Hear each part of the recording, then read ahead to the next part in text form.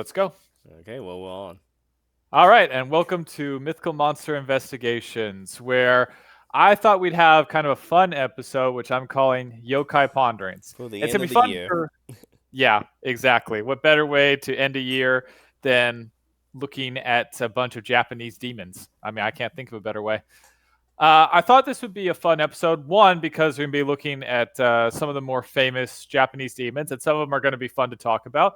But also, I thought this would be an interesting episode where this is not one where I've gone into great detail to look up sources and everything. So instead, we're going to actually kind of look at these things and try to brainstorm about how the myth could have been created. Uh, in a channel that's really all about actually using critical thinking, I thought it would be fun for people to actually see some critical thinking. For some, it may be a very novel experience.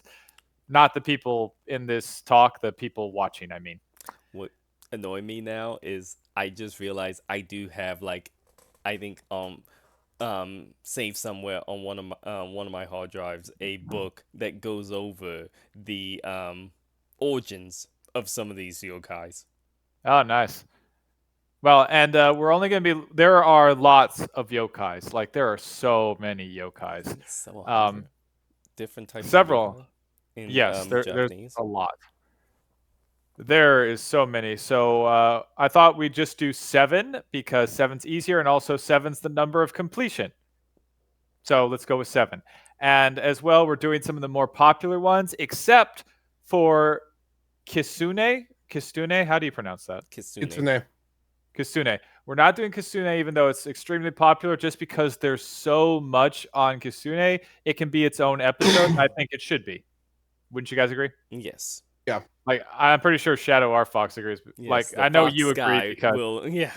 yeah, because I know you really like that one. And all right, with that, let's begin with our first creature. The I'm gonna butcher all of these names. Jorogumo. Go ahead. Yeah, and this is the Spider Woman. She's said to be a shapeshifter, and basically, she takes the form of a beautiful woman to lure in handsome men and eventually trap and devour them. Now, before we actually start thinking about where this legend came from, again, we're going to switch up again, and this time go with Zed to explain how this thing's kind of evolved into our modern media. So take it away with a Pokemon for it. The closest Pokemon that I could find is the one on screen, Galvantula, which is the only spider Pokemon that actually mentions it catching prey. The other ones don't mention that. I think they only Interesting. mention poisoning their prey. That no. The only one that wouldn't mention that was Ariados. It doesn't even mention anything about prey, or I don't know even if it mentions anything about poisoning. I would I just remember looking assume. at it and it mentioned nothing about prey, so that didn't help me. The Well, only other spider I can think of is Araquanid, which is a spider with a giant water bubble for a head. Oh yeah, no, And that's it not mentions close. about it being nice and protecting And things. it runs So, away from stuff. oh, that's definitely not it. yeah, so I'm like, well, this doesn't help me. Well, to be fair, Ironically enough, when I first saw this, the thing I immediately thought of was Quelaag from Dark Souls. Yes. Oh, and I thought of a Digimon that had half a body of a spider and the other Yes, which half I of a human. cannot remember the name of right now to save my And life. I also thought of, well, I'll get into that when we get into the origins. wasn't there a Gravity Falls episode where like Grunkle Stan met a like woman who was half spider as well? Probably. I can't remember. It's been a while since I've seen Gravity Fall. Yeah, that just popped into my head. Well, whatever. So interestingly enough, I don't think the legends talk about poison, but No, basically this is supposed to be a woman who entraps handsome men. it's only And the web that it mentions. It usually those types of that this type of yokai is supposed to be all like web based in their entrapment, not poison based. yes, and it lures men in by being a beautiful woman, Yes. basically. So, uh, taking to origin, so you basically are basically saying to handsome men, beware of beautiful women. Yes. Uh, which would kind of almost sound like, I don't know, be warning against prostitution. It straight up is. Yeah. So, like, I mean, let's be honest. From the picture that you see of these people, for those who look it up, they look like geishas, which geishas were prostitutes, right? Yes, along with sometime being guys. Yeah, which of course is Japan. It is. I mean, And literally, just think about it. Half a centaur version, a centaur monster where the lower half's a spider and the upper half's a woman. The whole gimmick is it lures you in with a beautiful, sensual, erotic woman who want to have sex with you. And then once you get to her lair, see, ensnare you in some type of trap from which you can't escape, and she takes your life. yeah, That's like an old key. Wasn't that an old Shanghai technique where you would lure people in with beautiful women, knock them out, and take all their stuff, and just kill them? I think that I was think. I mean, honestly, it's a old technique in general. I mean, yeah. heck, even the Americans did it with like prostitutes in some of the wars. So it's like I I think it's something everybody's used. I'm also gonna say this. I don't know if this is one of those yokais Japan took from China, because China have this. I'm not sure about this one. The last one we look Oh, at I am definitely a hundred was. percent sure on this because this is from Journey to the West. Oh, nice. What's the Journey of the West version? Exactly this. Lower half a spider, upper half a woman. Well, no, in the Journey to the West version, the way this myth go in Journey to the West, the monk, Tripitaka, they're on their journey to the West. This is very, very late. I think chapter like 72 in the book. They they get to a mountainside, and it seemed peaceful enough that Tripitaka the monk want to go beg for food rather than sending Monkey or Pixie to do it. He goes to the house to beg for food and find a house full of seven beautiful women. They immediately bring him into the house to invite him in for a meal, and then quickly he realized the meal is him and not vegetarian meal, and they tie him up. They shoot their webbing from their navel, their belly button. That's where their web come out of. I They think I tie him. vaguely remember this. Yeah, they tie him up. Um, Eventually, Monkey come in. They get into a fight. Um, they they kick him out. Oh, no! Sorry. Monkey finds out from a local guard that they like to they live in that cave because it's next to a hot spring where they like to go bathe every day. A Monkey goes there as a transform as a hawk, steal all their clothes, so they're basically trapped in the hot spring unless they want to go streaking to the house. And he take they take this opportunity to free their master, um, and eventually they run to what is their teacher slash big brother figure, um, called Thousand Eyes, and they tell him what happened. He is going to poison the monk, um, and he tricked everyone but Monkey into drinking the poison tea. They Monkey fights with him until he transforms into his thousand, and Monkey do kill all, defeat or kill depending on the version. For my book, I think he killed them. Kill all the seven spider daughter, and then fight with the Thousand Eyes, and eventually beat him as well. But yeah, the whole gimmick was they just used their webbing and they ensnare people as they came to the house and ate them, which is very similar to this.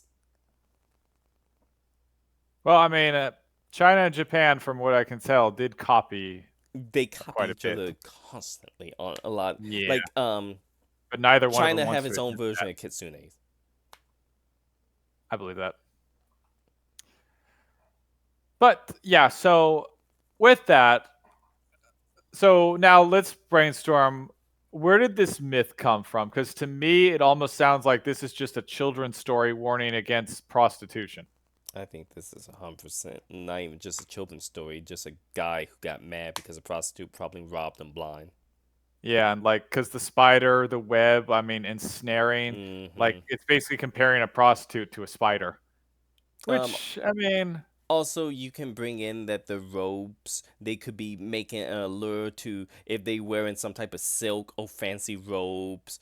Um, silk come from like an insect. yeah, Um, but it comes from a silkworms, not a yeah, but spider. they also they that's the closest thing to weaving a web. Um, the other thing, well, silkworms shoot webbing of some type, in this case silk. A female spider is known for eating. I don't know if I'm pretty sure Japan have versions of spiders where the female eats the male after they mate. I think that's the other thing that bring this into play. Yeah, that's true. I forget, what's the spider? I know What is that Black spider Widow is the called? most common one, but I'm pretty sure there's other species that do that as well. Oh, there's probably lots of them, like, Most insects eat their mates after they do the deed, if memory serve correctly. okay, it's called the Joro spider. Of course it is. Oh, that actually Jor- eat it mate in Yeah, Japan. Okay, so there you go. named after the mythical binding bride who so yeah, okay, so yeah, that yeah, I think what we're going to realize as we look through these 7 different yokai is Japan really likes its stories, and Yes. especially warning stories. And oh, I just got to look at that Joro spider. That thing is creepy. Well, not only that, Japan. You gotta remember, ancient Japan used to be Shinto based in religion, and if memory serve with Shinto, it's all about the natural object and ancestors. So you know is always in terms of with nature and harmony. So what's the opposite of that? A amalgamation of a humanoid animal creature would be the, Yep, I guess, the equivalent of a demon. makes sense. And to be fair, like from what I could research, a lot of these came up during the Edo period or became popularized during the Edo Oh, well, the period. Edo period would literally fill with prostitutes. Yeah, I would imagine. So, geishas and everything else. So, like a simple version, I honestly think this is just a warning to people, almost a slang term for a prostitute, and that just became a story. Like that's what I get out of this. Like, I don't know. Do you think that's possible? This was based on something else? Because I doubt highly that there are women who happen to look like spiders. Or I guess someone could have had a very weird fetish, but Um, I believe that it was during the Edo periods where you would have situation of like because if I recall the Edo period, they really went very creative in trying to attract people to like their brothel.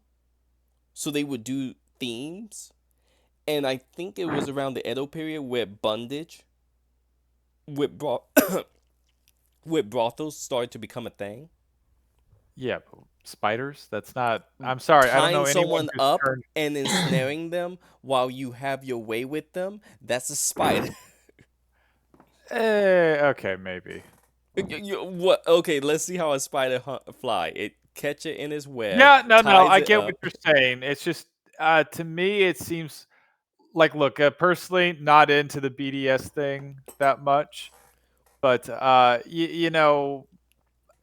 not gonna lie. Thinking about BDSM, I wouldn't really compare it to Spider. Like, it's just not the first thing that pops into my head.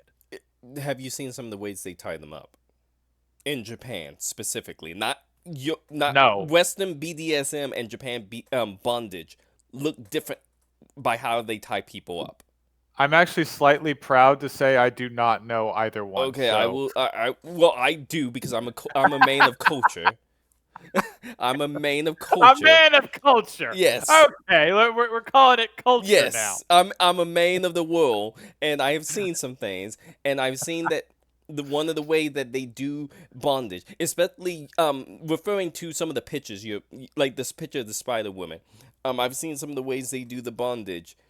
It does resemble being tied up in the spider web in terms of like hangs behind your back or hangs at your side and stuff like that. Is very like entrapment and snare type deal. There's a huge sense of defenselessness that would feel like a fly in a spider's web. So I think bondage would have to be some part of why they tie this with a spider rather than something else. Yeah, I guess. But then, so the aspect that I actually wanted to look at though is that this Joragumo is more of a warning tale. So this is Yes.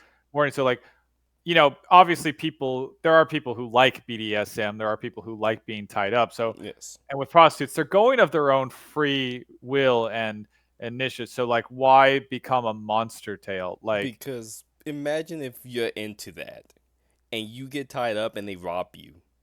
There's no way you can report that to the cops or anyone. Because one, you're doing a fetish, which is very ostracized. Even now, most people don't talk about being into bondage. that's very true. So imagine back then during the Edo period, if you was a samurai, you went into a brothel. Going to a brothel as a samurai, not so bad. A lot of people did that all the time. Going to a brothel requesting that they tie you up in some type of bondage BDSM fetish, and then you get robbed by a woman? Could you imagine how dishonorable that would be for a male or a samurai to have Okay, that so happen? I get what you're saying, and I agree. The one problem I kind of have with it is that these are established brothels. That's true. Like, But some of them are so just whorehouses. yeah, but even so, brothels or whorehouses, my point is, this isn't like a snatch and grab off the street. They have a location. True. Like, and eventually they're gonna be let go. So, like, whore robs you, she then lets you go. You come back the next day and beat the shit out of her. True. Or No, as a that's true. samurai, you kill her. So, I was actually Unless he's thinking, skipping town. yeah, like, and I don't. She's a prostitute. Like prostitutes kind of like to remain where they are, so for repeat customers. So now I was actually thinking, what if this is actually because you had a fun thing once. Remember when we were doing Medusa? You basically made this whole rant about this was just somebody upset about a woman, so he compared her to a monster. Well, yeah. What if this is almost the opposite of, let's say, a scenario: a married man decides to engage in prostitution, and he's caught, and instead makes up the story that, well, she ensnared me, Yeah. and eventually turns into a legend of the Jorogumo. I mean, that's a stretch. Don't get me wrong, I mean, I but could like, see that for a lot because a lot of these. Well, here's the thing about a lot, and I'm gonna spoilers for a lot of Japanese yokai stories. It often involve a monster or yokai sleeping with a guy. actually looking up these things, yeah, it kind of does. Like the vast majority of them seem like they're male fetishes geared toward a guy stumble upon a woman living by herself who is oddly attractive to him and is willing to do a one night stand.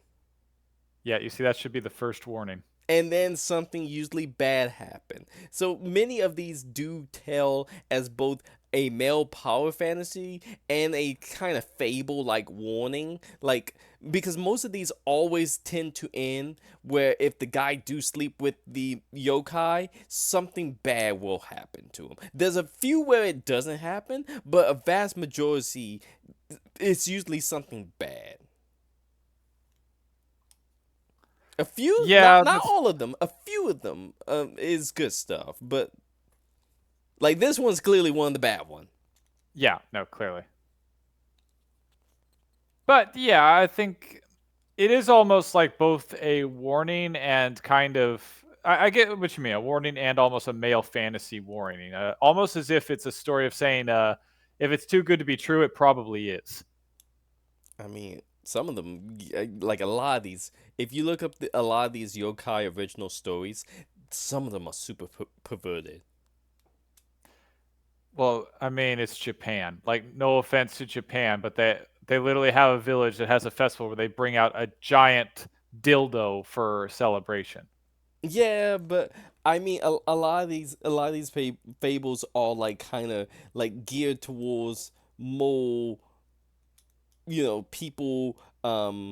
They wasn't shy about their sexuality in Japan myths compared to a lot, which in some ways is refreshing. In other ways, is you may think it's strange. Greek did the same thing, kind of, in some of their myths. Oh, Considering how Greek many of the myths are gods all slept kind with of. with like their sisters and brothers and stuff. Yeah, that's true. In Which, Egypt, I mean, if you ever look at the Egyptian pantheon, their family tree's a stick in the Egypt mythology. If you look up like Isis, Osiris, and just go straight down that pantheon list, it's a stick. man, it's a stick for the real Egyptian royalty. Like, most of them were Well, marrying yeah, their they brothers and sisters all the time, because which they were and they trying to wondered why they imitate were the deformed. gods. Yeah, and they wondered why they became deformed mutants. Yeah, I mean, like, one of the ones who lived the longest was Ramses, and he was the one kind of broke from the tradition a bit. Ramses II, yes. who was not the pharaoh of the Exodus. Just want to throw that out there. But yeah, so critical thinking, this is definitely a story, and I think it's just a warning against prostitution, or it could actually be propaganda against prostitution. That too. I mean, I don't know. Like, I know a bit about the Edo period, but I don't know much about their like cultural purity beliefs. Was the Edo period a particularly like Um, culturally pure thing? Kind of like they have the Victorian era, which I find it was funny since frowned upon to go to a brothel, but it was no more frowned upon than going to a brothel kind of today. Like, people will give you that look if they find out you've been visiting the local brothel, but at the same time, if it's not legal, they're not going to like there wasn't laws against it if that's what you're asking. Well, if there was laws against it, they got around it by claiming to be courtesan or escort girls half the time. so not so different from today. Yes. So In fact, no different from today. yeah. So I was like a lot of it is very. Edo is kind of where you get like the whole houses that are very similar to, a little bit today. Yes. Because Edo, I believe it was the Edo period when they started where you heard example of them doing like diverse crazy stuff to draw up attention and bring people into their business. Yeah, I'm just thinking. Wow. Not, sorry, I'm pausing only because when you think about it, like, not a lot has actually changed that much. Nope. Most That's people kind never of believe sad. me when I say history repeats itself and never really changes. I don't think it changes at all, to be honest. Not the names and the places change, but the overall themes and the same mistakes humanity make as a whole, that's completely the same. That's like Ugh. 1 to 1. Well, that's depressing. Oh yeah, well no, we're constantly stuck in the cycle. Ugh. Well, they really did. They made it clear. Yeah, you don't learn from history, you're doomed to repeat it. Yeah, we can't learn it with a dawn. We can't even learn basic reading. No. Okay, well, that's depressing. But yeah, so maybe this was propaganda for purity reasons, kind of like the I Victorian era when Queen Victoria had a very Puritan time frame, which is ironic because look, again, Queen Victoria had like 9 kids or so. That woman, and remember her husband died when she was like before she was 40. So that woman liked to get down. And also her husband's got a literal genital piercing named after him. I'm just saying. And I found that out the hard way. Never look up a Prince Albert. Ugh. Bad memories. I'm just saying. So, what do you think? Maybe a propaganda story? Oh, so okay, I was looking up some. I wasn't trying to look up the answer, but I was just trying to look up like more about the Jugomo, like how many story because I only know the one story of the Jugomo, which is a guy, ends up in her house and ensnares him and kills him. Makes sense. But I didn't know if there was like any other stories or tales. And then one thing I saw when I was trying to look that up was the way that there's a way to escape it. How's the way to escape? Love it with all your heart. I'm So now it's starting to sound even more like it's about prostitutes. Yes. okay. It's Disney. I want to see that Disney movie. So But it goes even a step. Now I'm being a little nice. Because they say this way it's impossible to fall under its spell that it put people under. But the main thing was, it's not just any type of love. You have to like completely be devoted, mind, heart, and spirit to it, to not to be able to essentially escape it killing you. yeah, because if you do that with a prostitute, they definitely won't take advantage and take every bit of your money. They also say fire is good for killing it, but I mean fire is good for killing a lot of stuff. Yeah, that's kind of like the Dracula thing from what's it called? The Hotel Transylvania, where what was Dennis? Was that his name? Okay, No, apparently Dennis there was the are kid. multiple stories. Okay, so here's the most popular story of the Juagumo. A man was resting by a waterfall when he felt his feet was stuck to a powerful spider web. The man acted quickly, managed to escape. Back in his village, he was warned them of the creature present, and they named the creature Juagumo.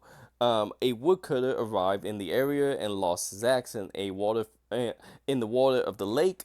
A beautiful woman appeared, returned the tool. Before she disappeared, she asked them not to tell anyone what had happened, as the village was telling false rumors about him.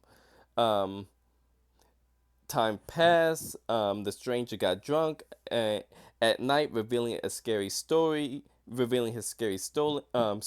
He fell asleep as usual, but never woke up again. And then they say this was the beginning of his nightmare, and it goes on to try to Well, tell a story, but that's where it essentially stopped. that just sounds like a drunken assumption. Makes sense. Well, no, not really, but okay. So, yeah, that's the Jurogumo. It's about as clear as anything else, and that's an easier one. So, with that, any final words on this monster? I think we are seeing a trend of a lot of these story was written by simps who was like, I don't like women, so I'm going to make women into the most horrible monster that they sleep with you and then they take the life from you. I'm not gonna lie. Based on some of these stories, I can't necessarily disagree. Because with like you. the whole time I'm thinking of this, I'm like, it's like, so the Juagumo, a woman that that sleeps with you and take your life away, just like a woman. Like, do you know how hard it was for me to resist saying just like a woman, and then just I'm ending not gonna and just lie. I was moving on to the impressed. next slide? I was impressed. I'm not gonna lie. Like, I was surprised you didn't make that joke. I was like, I'm impressed. Like, he's maturing. That's like the first thing I thought of when it's like a beautiful woman ensnare you. Oh, so a regular woman. And then she kills you and takes your life after trapping you. So a woman. You just described a woman. I thought you were going to say that describes marriage. Yeah, it's called being married. Al Bundy taught us about that. That show would so never get made today. All right, Zed. Next slide. Okay. Next slide. Okay, this one is actually probably not done by simps. So this is the Kappa, which we actually saw a very ridiculous movie about one time. Do you guys remember that? Yes, I would prefer to forget it. That was so stupid. I remember that anyway. they pull your soul out through your butt.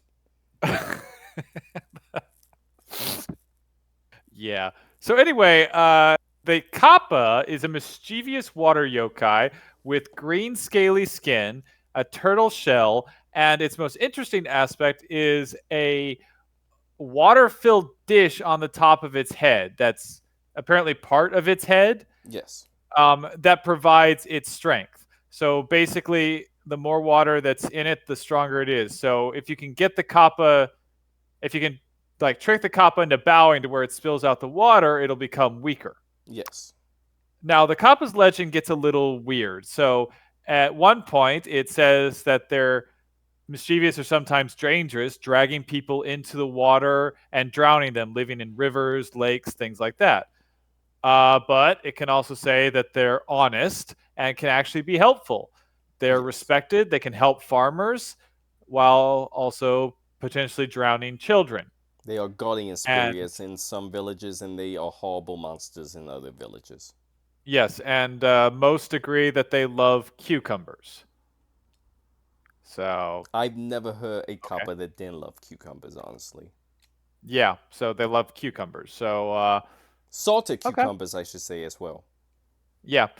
So interesting. And again, I think I've got an idea about this myth a bit, and I'll let you guys. I want to hear you guys, but first, Zed, take it away with the Pokemon because I think these ones are actually really was a lot It's easier, one right? to one. Yeah, it's 1-to-1. Ludicolo, Lombre, clearly a bit of their design was very obviously based off of Kappa. Out of curiosity, they actually have water and what I'm assuming are lily pads, right? Yes. Yes, they are water grass type. Okay. And I think they do keep water in their dish. Yes. If they don't keep it, I know one of their abilities is actually Rain Dish. Oh, there you go. That's with, Those- but yes, it probably mentioned. eh, And that, also, that, there was a Ninja Turtle episode where they went back to ancient Japan, and the Ninja Turtles pretended to be Kappa to scare people away Oh from bothering yeah, them. oh yeah, they did do that, didn't they? They did. I completely forgot about that because at the time I didn't know what a kappa was and I didn't care. I was just watching the Teenage Mutant Ninja Turtles. Yeah. Huh. Okay, so anyway, now these things, I actually looked up some of these things because there have been some ideas about where the origins of these creatures came from. Now, one of the weirder ones that I thought was Jesuit monks, and they believe that because of the hairstyle. Yes. Which interesting. But I just want to put a cap on that. Another suggestion was giant salamanders, which are in Japan. So I actually went on a different aspect of this, where the kappa seems to have originally kind of started out as a warning story. Especially to children. Don't go near the rivers and lakes. And based on the kappa's design, the turtle shell, the beak, and everything, I was thinking maybe this is kind of like a children's story where they've overly described a snapping turtle, telling kids to stay away from rivers and lakes. Which I did look this up. There are snapping turtles in Japan, and if anybody knows anything about snapping turtles, they can have one hell of a bite. Yeah, but I don't think they get that big in Japan. Snapping turtles are naturally pretty big. Like snapping turtles are not small. Like they're big turtles. Like even a regular sized snapping turtle is pretty big. So, I mean, extenuating a bit, over exaggerating it for kids could be that, especially since the danger to children is what I find interesting because snapping turtles will definitely attack Oh, children. never It's mind. not even. Oh, well, shit. The snapping turtle looked almost one to one like a copper. Never mind. Yeah, no, that's what I was saying. And the hairstyle I was actually thinking about if it's danger to kids. Like, okay, so there's two versions that come to this mind. I'm going to go with the more lighthearted and pure Oh, version never where. mind. No, sorry. Japanese snapping turtles are an invasive species that only got brought over in the 1960s from the US. God. Hmm. Figures. That's why they look so big. I'm like, okay, that's what had me going so, because I'm like, no, snapping turtle in America is big, but I've never heard too many stories of snapping turtles in Japan being big. Now it makes sense because there's invasive species. Okay. Oh, wait. So snapping turtles weren't introduced into the 1960s? 1960s from Oh, well then America. crap. Okay, well that destroys my entire theory then. But it because was these a things are snapping definitely. turtle. Well, yeah, it's too old. Yeah. Kappa Legend's older than 1960. Yeah, no, copper's been around for a while. So okay, it can't be a snapping turtle unless like some foreigners brought snapping turtles as pets, which I guess is Well, not but impossible. aren't snapping turtle more from the America regions than from Europe? I would think so. So it would had to be like someone from America who brought it over there, and even then Yeah. that would only go as far back as like 1850s, 1870s when we forced trade with Japan. Yeah. So okay, never mind then. This can't really be a. That's weird because it looks like a snapping turtle, right? I'm not It crazy. does. It does, but Well, I'm some people almost also wondering if there might have been some native Japanese snapping turtle that went extinct then. yeah, now I'm looking that up. That's what I'm thinking. Is that maybe. Because that's the only other possibility I can think of is that they did have a species of snapping turtle and it went extinct, and then snapping turtles weren't brought back to Japan until the 1960s. That could be possible. yeah, I mean, because especially if it was if it's an invasive species now, it's possible that the snapping turtle in Japan was hunted because to apparently extinction. they was pets introduced in the 1960s that that got released into the wild and became a invasive species that threatened the ecosystem because of how Okay. aggressive a snapping turtle is compared to other creatures in that Yeah. area. So yeah, that makes sense too. Was there? Let me look that up because now we're going down biology rabbit hole. Was there? Yeah, now it's Okay, it says that some relatives like Atticus exist in Japan millions of years ago, but that's kind of, unless they found fossils and kind of put it together. I guess they could have found giant turtle fossils and There thought of isn't something a like known that. extinct species of snapping turtle in Japan, native only to Japan. What's Atticus? Yeah, Atticus is just a turtle. It's not a snapping turtle. Yeah, Apparently, it was a so big turtle. all snapping turtles that we know of, they come from America. That's what I thought. Yeah, well, that's why I was surprised to find that Japanese turtles are that Japan does have snapping turtles. 'Cause I thought that too, but I didn't read back fast enough. I didn't know they were an invasive species brought in the '60s. Okay, say this what happens when you don't do more research.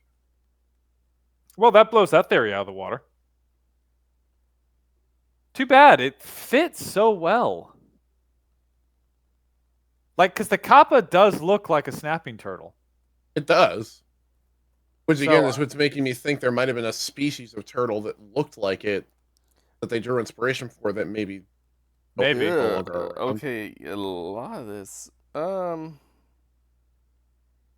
Well, yeah, because like that's the thing. Japanese doesn't have a lot of like very interesting water wildlife, despite having the Yeah. dragon shark or the frill shark. But huh? Okay, so there was a type of giant tortoise. Oh, hang on, let me get the name of this. There was a uh, where is it? Oh, jeez, did I lose it? Oh, I lost it. It because there was a species of extinct Japanese turtles that were really big. That may if they found the shell of it. Yeah, that's what I was thinking. Yeah, then it's possible they thought what was But in this. Argument, you do also know that turtles are very prevalent in like the origin myths in like Chinese myths. So this could be something they borrowed from China in terms of the turtle and being associated with water and being both a threat and a salvation. Because that's immediately what I thought of with Kappa is China got a myth with giant turtles being around being it's one of the great four animals, the vermilion bird, the giant turtle, the dragon, and I believe like the tiger. I may be off, but like there's four great animals in Chinese myths, I and think it's the tiger. I think it's the tiger. And then I immediately thought, okay, well, Kappa, you know, is both a threat and a danger. The threat aspect of it is if you go into the water without paying proper homage to it, or if it's a evil one, it just drags you into the water. Well, that can easily just be a myth to keep kids from going to the water and drowning. But then and there's a lot of places where they actively leave cucumbers out, not so much as a please don't kill us, as a we pay homage to you because you bring good fortune to our village type deal. Yeah, and that's also what I was thinking because also snapping turtles like cucumbers. They do? Yes. Really? Just to say, don't be that impressed. Snapping turtles, most turtles, in fact, are omnivores and will eat almost anything. Okay. But yes, snapping turtles do eat cucumbers, and most like cucumbers. Eh. But again, they eat almost anything. For reference, the four great animals is, you're correct, the azure dragon, the vermilion bird, the black tortoise, and the white tiger. Okay. So specifically a white tiger. Huh. And for instance, the black tortoise is representative of the north, interestingly enough. I don't know if that matters, but why a black tortoise? I That's don't, weird. why anything? I think the black it was something like because I believe the tortoise was associated with the creation of the planet or something like that. Oh, it had a helping hand, or it had some part in it, if memory serves. Or I may be getting it confused with the North American, because the North American used turtles as the means to the creation of the planet. There's a Oh lot yeah. of cultures that use turtles as like some type of primordial force that helped create the planet. Oh no, I get that. Surprisingly. Just it's the term black tortoise that kind of surprised me because there are such things as black tortoises, but they're more indigenous to the Galapagos Islands, if I remember correctly, and they're actually very tiny. Like they're tiny tortoises, is my point. So just because the white tigers do exist, like we know that they're very rare, and well, I mean, blue dragons. That's kind of another story. But just I found black tortoise interesting. But well, to be fair, there's a lot of weird animals you don't know like kind of exist. Like honestly, I didn't know there was such a thing as black elephants and white elephants till like just almost just a decade ago. Like I thought white elephant was completely made up, but there are such things as white elephants. Though to be fair, they look more pink, and there are black elephants too. Also, never mind about the whole turtle, giant turtle fossil thing. There's very little evidence to show that there was Yeah. ever any type of giant turtle that lived in Japan. China and Vietnam, yes, but because they found the fossil evidence and they found records and they found the ancestors of those, the modern day ancestors of those creatures. Japan, no. It seemed like most of the turtles in Japan was very small. Yeah. Yeah, again, that's what surprised me about the snapping turtle thing. But again, I did not read that it was introduced in the 1960s. So yeah, no, that blows that theory out of the water. So I guess we're kind of left with the giant salamanders, which, well, you've seen giant salamanders. They're creepy looking, but they don't have shells, Mm-mm. and I don't think they're known to attack humans. Like as far as I know. Uh, the Jesuit monks I thought was kind of interesting. Based on the hairstyle, I thought maybe that could be a comparison two But different they ways. don't really attack people, if memories. No, wait, are you talking about the salamanders or the The monks? monks. Okay, yeah. So my thought with the Jesuit monks was maybe more kind of like the Pied Piper thoughts, and that monks, in an attempt, well, what do monks do? If they go to new lands, if they're foreigners, they try to spread the religion of Christ, right? So the thought might be that the new religion would cause them to kind of leave their family ancestors' home and origin to join this new religion. So that could be the child ensnaring coming a bit, or I guess it could be a slightly associated with what some priests have been accused and found guilty of when it comes to young boys. But let's not go Moving too on. into that. Yeah, let's move on from that. My point is maybe that was a comparison, but also that was when I thought there was more relatability to this thing in a snapping turtle, but clearly not. So I mean, the shell is a giveaway of some kind of turtle, but like we've all kind of pointed out now, there's not enough evidence for Japan having any real association with giant turtles, especially snapping turtles into the 1960s. Oh yeah, that's right. I forgot they have the ability to set your bones. What? This kappa, one of their special abilities and well, special knowledge that they have is they have knowledge of bone setting, how to properly set your bones after it's been broken. That's random. It was I remember it because I forgot about it, but remember it because of Usagi Yojimbo fought a kappa. Um, in his story, there was a village, and they were being attacked by the kappa, and it was killing people, and they didn't understand why because they've always been on good terms with the kappa. And then when they hired Usagi to go and kill it, and when he's going to kill it, he finds that there's two kappas. The one that's been living near the village is entirely friendly and have no means to harming humans. It doesn't want to harm people of the village because they give it cucumbers. But apparently there was a evil mountain kappa that was wild and feral and wanted to harm people. And it had ran down from the mountain because there was a horrible mountain slide or something happened in the a horrible storm in the mountain that drove it from its habitat. So it came down there to take her habitat away from her. Um, so they kind of worked together to kill the evil Kalpa.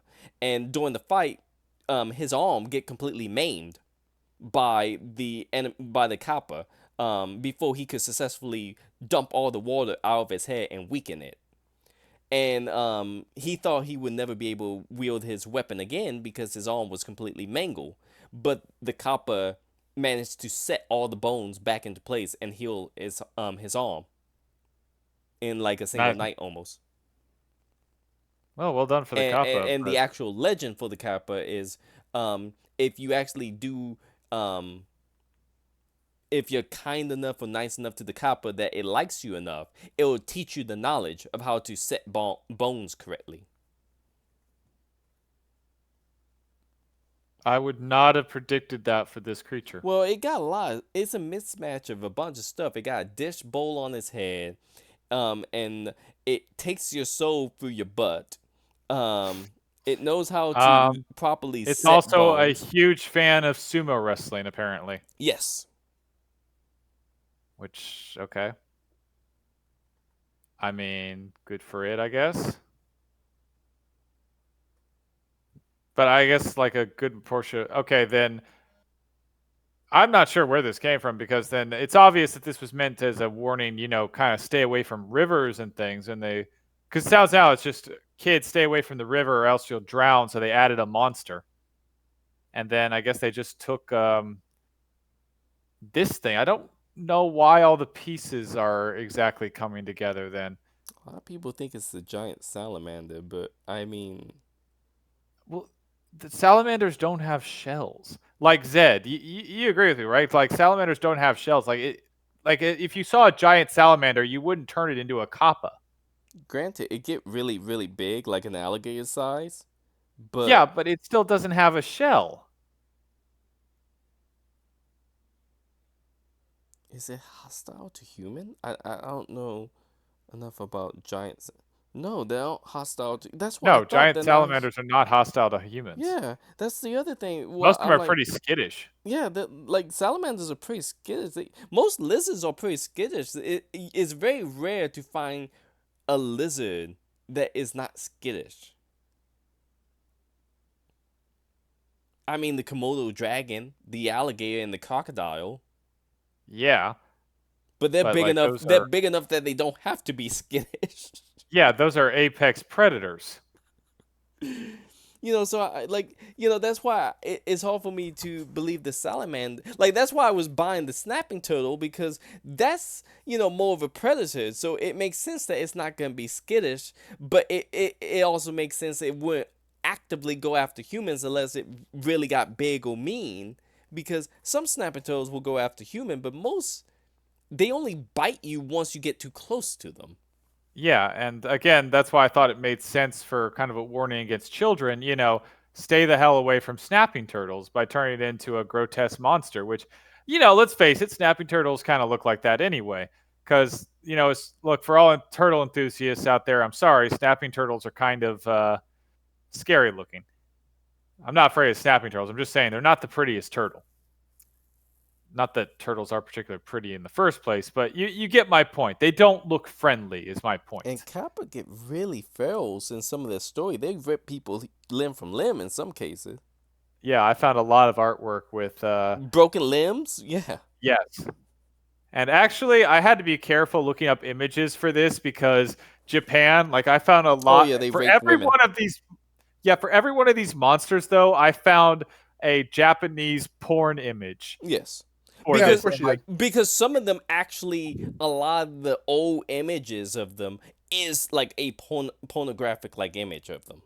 yeah, so I had to like really be careful with what I was seeing. Like one I almost put on here, and then I realized what I was looking at. Like, oh nope, can't put that there. Like that, like Shadow Our Fox would need to put a bunch of black bars over it saying "Not for my virgin eyes."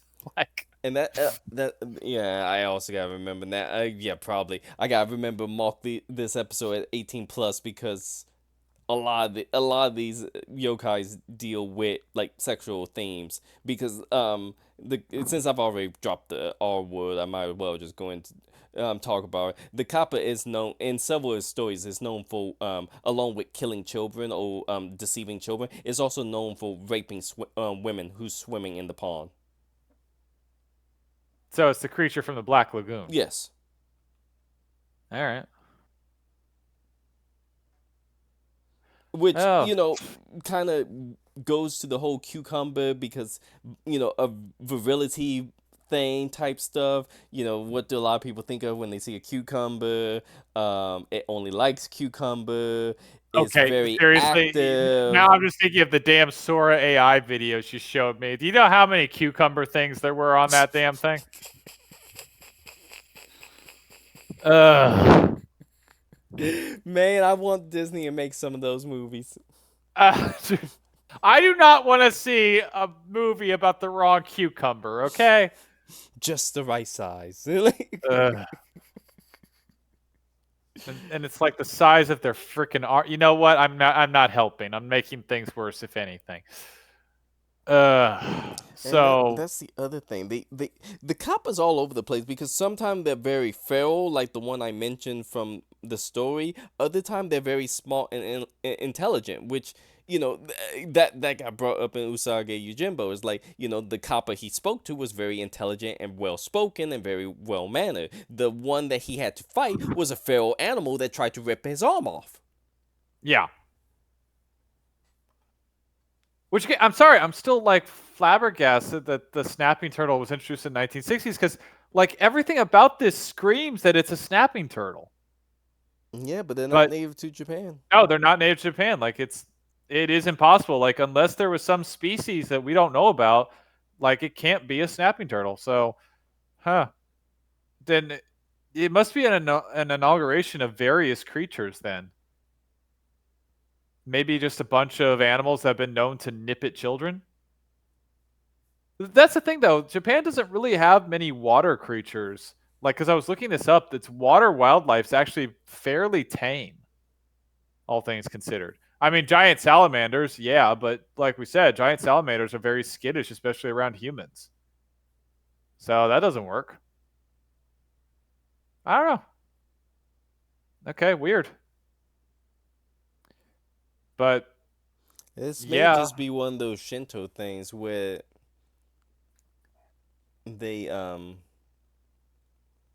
this may be a direct Shinto, because again, a lot of people like, I know there's a lot of places where they still put cucumbers out to yeah, shrines. full kappas, and it is almost not even like a in some ways they it's like old tradition and it got started of do it so they won't get mad at us, but then it's also like they treat it as do it and they'll keep bestowing blessings onto our village.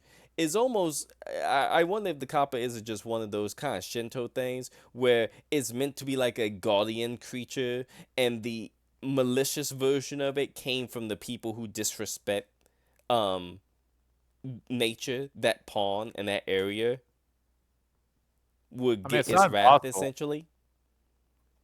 I mean, yeah, because that does seem to be it. Like a lot of these And creatures are supposed to be the bone mischievous. shedding, I think the what were those priests you mentioned? The Jesuit priests. What you want to bet that they had knowledge of medicine. That's true because also we see a lot of these things. A lot of people think that these are allegories for foreigners because apparently Japan, especially ancient Japan, was very uh, not friendly to foreigners. No, they crucify half the priests. The Yeah, they did not like missionary who foreigners. came there. Yeah, they really didn't like foreigners. Like people think America is getting tough on immigrants. Japan got them Oh, beat they were 10 the times over. OG. Yeah, like they're literally the original "hold my beer" meme when it Because comes to this that's the subject. other thing was foreign medicine was in some ways when it came to Japan better than what the Japanese had because they it's not in this, and before people even go into comment going, oh, you're trying to say the foreigners were smaller than Japan. No, it wasn't that. Japan is being an isolated nation is Yeah, that good was the because you thing. never get invaded. It's bad because you don't interact with the rest of the world that figure things out that you have to figure out when you're interacting with a bunch of different cultures. Yeah, and well, also we have to remember this is actually part of Japanese history because they were very isolationist for a long time, and one of the reasons that they started becoming like big on wanting to be advanced in more technology was because they became so isolationist that a bunch of people came over who had guns and were technologically superior, and they were still using samurai swords. They lost pathetically Now, they because did have knowledge of some gunpowder from the Mongolians and Chinese invasions. I should yes, bring that but up. not to the advancement that they were No, basically these new foreigners came in. So when they saw that, they were determined to never go behind again one of the until big thing America that beat them with the atomic they bomb, noted from the foreigners was that their guns was better than the guns that they had got originally from the Japanese and the Mongols. which is not saying much. I mean, have you seen those original guns? They were just literally cannons, hand cannons. They were barely cannons. They were tubes with gunpowder stuffed Yeah, in them. that's a hand cannon. It's literally a tube with gunpowder stuck to it. Barely. There's a little bit more thought into a hand cannon. Granted, not a lot, but more. But yeah, still. So, uh, I don't know. Maybe this is just Okay, because this creature has to be based off something. hang on. I think I may be finding one aspect. And again, I'm sorry, the salamander doesn't make sense.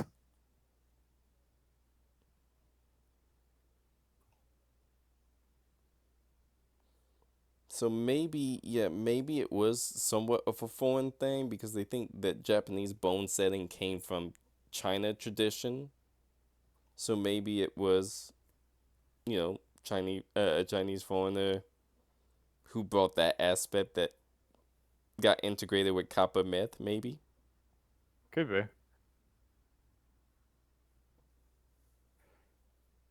But as far as the original Kappa, I'm not gonna lie, I'm not sure at this point. Or maybe it was the Ninja Turtles. The time travel. Yes. You know what? It makes as much sense as anything else. All right. Well, perhaps we'll touch again on this if I ever get more research done on it. Until then, any final words on the non-snapping turtle Kappa? Mm, no. It still bugs me. Zed? Nope. Move I mean, on. Zed, like, you agree with me, right? It's so weird that's not a snapping turtle, right? Yeah, that surprised me. Again, invasive species. No, like, hey, we can't change history just because we don't like it. I mean, facts are facts. So, okay, until some better explanation can be told. All right, let's move on. Oh yes, this is gonna be fun. I'm surprised you didn't tell me to censor it. Why? Literally, you want me to say the image in Yeah, no, but the big no. balloon? Why would I tell you to censor it? I don't tell you to censor anything. Anyway, so this one, various people are either going to know exactly what this is, or people are going to go, "What the hell is this?" This is the Tanaku or the Tanakui. Is it Tanakui or Tanaku? Tanuki. Tanuki. Tanuki. Okay, I had that way off. The Tanuki. Now, this one is extremely popular Very well, yokai, as well very known well as known. Kitsune. Yes, very mischievous. It's also a shapeshifter, sake drinking, and it's said to bring good fortune. Often carrying a straw hat, has a sake bottle, a very large belly, but its most famous feature, the one that everybody knows it for, is its oversized scrotum or oversized balls representing financial luck and able to shape and morph into literally anything they want. Yep. If you've seen the So Studio Ghibli, I've actually never seen that. we need to watch that next time. Then it Right? is a I very good thought it was, of Studio Ghibli films. That's a very good one. Is to give I can't remember the name of it, but to give the audience preference is you can just type in Studio Ghibli Tanuki. There's only one real movie about that. Is basically a movie about all the Japanese yokai and they're having to adapt with the present day of how the land that they currently live on that used to be all nature and untouched by humanity is slowly being crept upon by human essentially human development. So they're having innovation. to try to deal with that, and is watching yokai having to interact with human development, namely the Tanuki, Kitsune, and how they adapt to it. Okay. Well, I'm not gonna lie. I always like Studio Ghibli stuff like Princess Mononoke, Howl's Moving Castle. Like they're all good ones. I never finished Spirited Away, but That's also really good. yeah, like they're good ones. So no, I'm definitely up for that, and I would recommend any of them. So I would imagine it'd be good. But I'm also going to say, before Zed go into the popular media of things, there's Kirby reference to Nuki, along with Kitsune as a boss. awesome. You fight a Tanuki and a Kitsune, very often in Kirby games. They both you fight them both at the same time. They're like a pair, and is directly referencing how Tanukis and Kitsunes are often referenced in stories together for being tricksters Makes sense because that's what I was gonna say is that they do like to play tricks. all the time, Lot. constantly. They Lot. love it. Yeah. Funny enough, they were apparently originally gods of nature, and then later on, their status kind of fell into trickster, Mm-hmm. which we'll look more into that later. But going into it, yeah, Zed, take it away. Closest one to a Tanuki, of course, was Zigzagoon and its line, which apparently was not referenced as only this I- one. I'm Reference is sorry, you sorry, you fairly cut out there. obvious What? with it. What? Oh, I'm sorry. sorry, you Where cut did out. I cut out? At the Uh, beginning. yeah, at the very beginning. Okay. Obvious choice was Zigzagoon for this one, even though the rest of its line says it doesn't resemble a Tanuki, even though I think it still does. I mean, it really. I mean, obviously the resemblance is there. The only thing I couldn't get was the giant balls, and that is because there is no Pokemon in existence that has balls. To add another reference, popular media reference, Super Mario reference to Nuki in Yes, it Super does Mario have World 3. Yes, there is Tanuki Mario. Um, Yeah, because Mario wears a suit that allows him to fly, right? it is a Yep. Tanuki suit that let you fly, and it also let you turn into a statue, so you can go incognito, so enemies don't recognize you. But does it make his balls bigger? No, but Cowards. they did kind of reference that in Really? Cape Mario. where you get the cape to fly, because the way you grab the cape and hold it up is the same way the Tanuki will use their scrotum to, because I believe there's myths about how the Tanuki use their scrotums to fly, I believe, unless that was all Studio Ghibli. I, I'm not gonna lie, we're gonna get into that like in a bit, but yeah, the No, bottom line, okay, that did come from folklore. That wasn't just Studio Ghibli. So the way, no. if you've ever played Mario games, where Super Mario 3, where he had the cape and he can fly, and he basically wrapped the cape around his feet and grabbed the top of the cape and essentially, floats around with the cape. That's how Tanuki fly with the scrotum. So they're parachutes. Yes. Actually, yeah, that fits. And well, okay, so going off that, from Zed's portrayal, what's it called again? What, Tanuki or The Zigzagoon? Zigzagoon? Yeah, Zigzagoon. It actually is much closer to um, the actual. So Tanuki is also known as a raccoon dog, and there is actually such an animal, which is shown there. Which this is an actual raccoon dog, which many call a Tanuki. As you can see, it doesn't have ridiculously big balls, but these are actual creatures, Yes. and they're big fuzzballs. Um, from what I can tell, they're kind of like raccoons. They kind of stay away from humans. They're not a particularly dangerous species, but this is what the Tanuki's look is based off of. Are these creatures? And so here's the question: if these comparing, since it is so much like it, where did the giant balls come from? And like, what the hell's up with these legends? Well, one thing that I was looking up is basically, like I said, they like to play tricks. One trick that said they do was they like to drum their stomachs to attract people into the woods so that they then get lost following it in. So, considering the raccoon dog is a real creature, I thought it is possible, another kind of protection thing, because this would be something kids would definitely chase, like to try to pet or something. So it could very well be a don't follow them in or respect these things, because if you chase them, you could very well get lost in the forest, which is very plausible. But looking it up, we mentioned, because let's face it, the big feature of this and why they're famous at all is the giant malleable testicles. And if you look up artwork in Japan, they use these things for anything. They will use them for casting fishing nets or as fishing nets. They'll use them as a shield. They'll use them as a net to bind people. There's pictures of them basically having them as a train for a robe. I mean, these are all maneuverable boats, everything. You can use your testicles for a boat. Like, okay, great. Which they do in the Studio Ghibli movie. They go through all Yeah, those types of things. yeah, no, that's all from there. There are so many cartoons of it, and from what I could tell, it became very popular during the Edo period. So where did this come from? Honestly, looking at it, I think it was just because artists like to draw the image of these raccoons using their giant balls in different ways, and they thought it was funny. And it became so funny and so popular that it just stuck around. So honestly, it looks like to me that this is just one big artistic joke. But do you have better theories?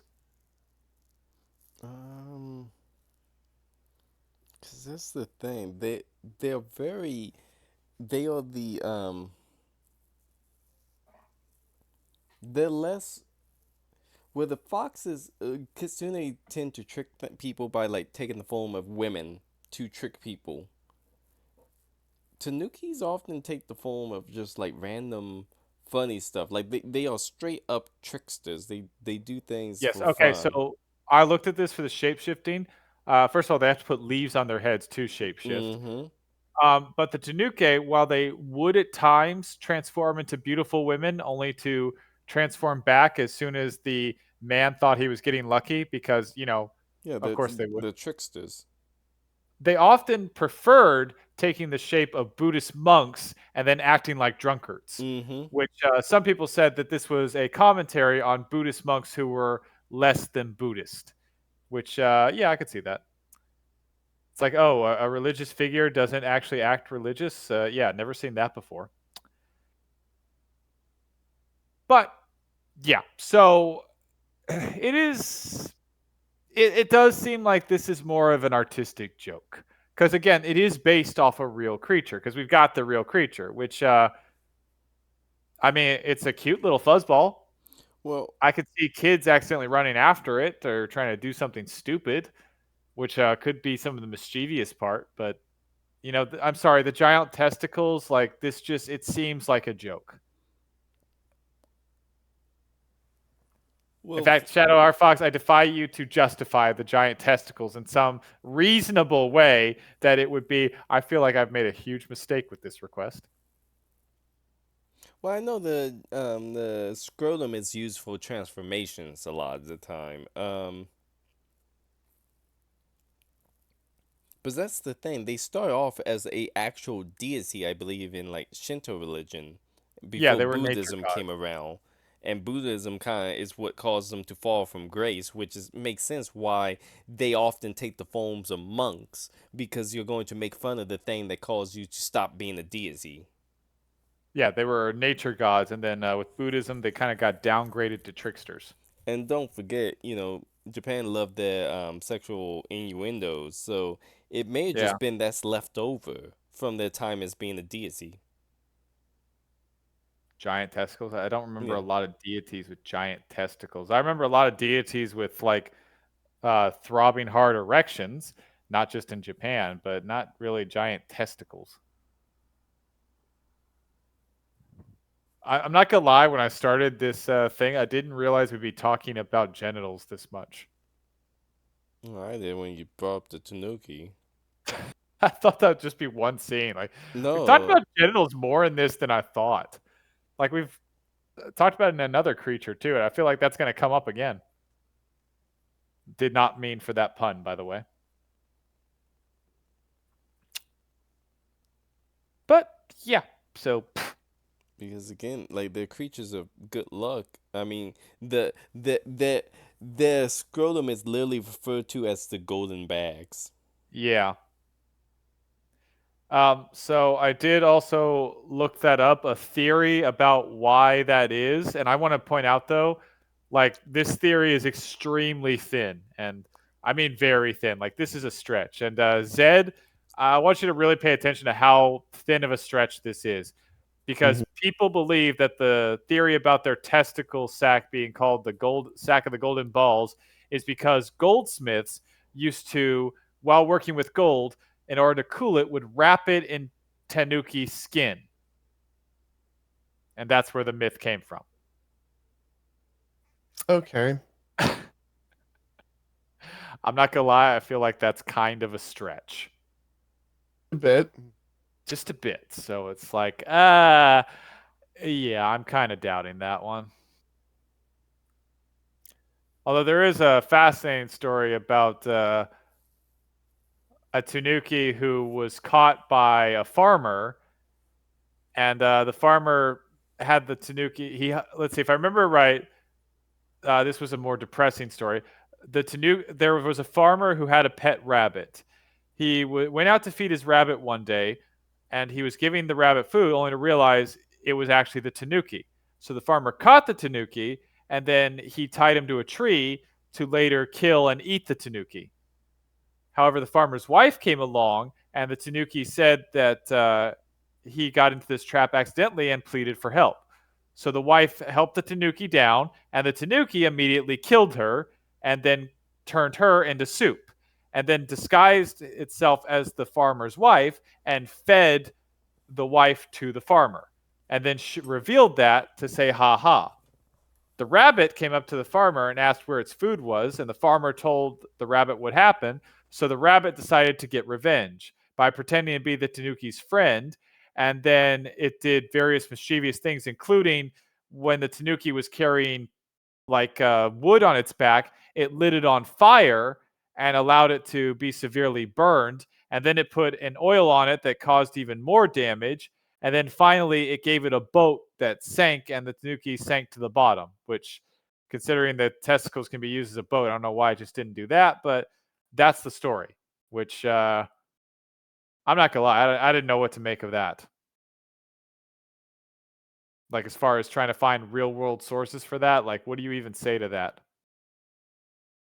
Please go ahead, intervene. Well, I honestly thought the whole ball thing just came from someone saw a male tanuki. Why do you say that? Male tanukis will have balls. Well, yeah, but not like so big that they're like the main thing. Maybe it was a well endowed one.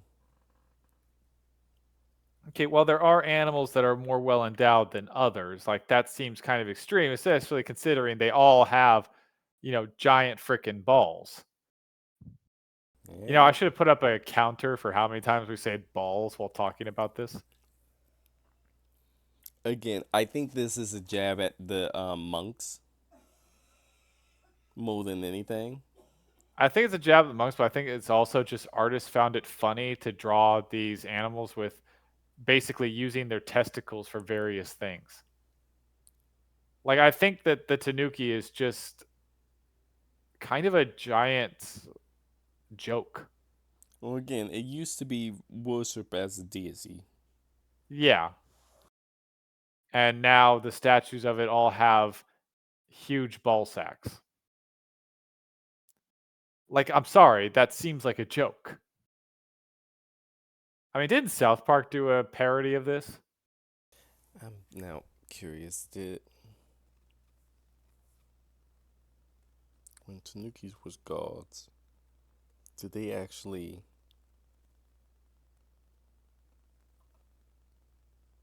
What did their statues look like?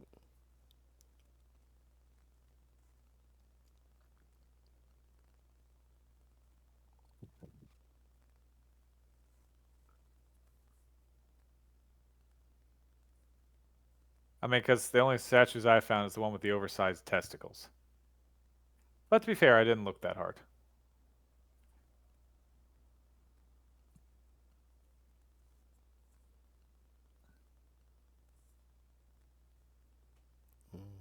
Oldest tanuki statue.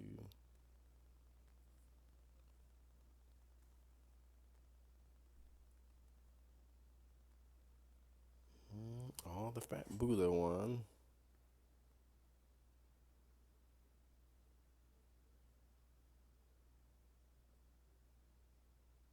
No, no, that's also fat Buddha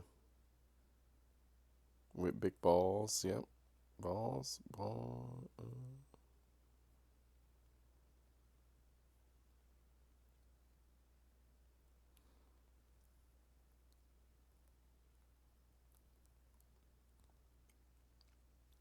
Yep, they all seem like just a play on.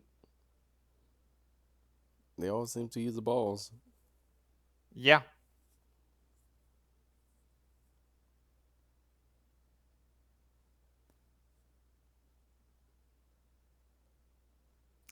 So, yeah, I'm just going with a bit of a joke. I think literally this just became something that people found funny and it stuck. I mean, we've seen it before. Like Teenage Mutant Ninja Turtles was started as a joke, and look what it's become. And that's actually to all your turtle fans. I'm a huge Teenage Mutant Ninja Turtles fans too. The creators admitted this. This was a joke. It was a joke, and they started putting more into it, and it became the success that it is today. All from a ridiculous little cartoon joke they were doing because they were out of ideas. Which, to be fair, anybody who's watched Teenage Mutant Ninja Turtles, I think, isn't surprised by that, right? Yeah, No. pretty much. Yeah, that seems like overly obvious, to be honest. So, yeah, no, I'm going with joke. So, unless there's a better theory, I'm just going, people thought it was funny.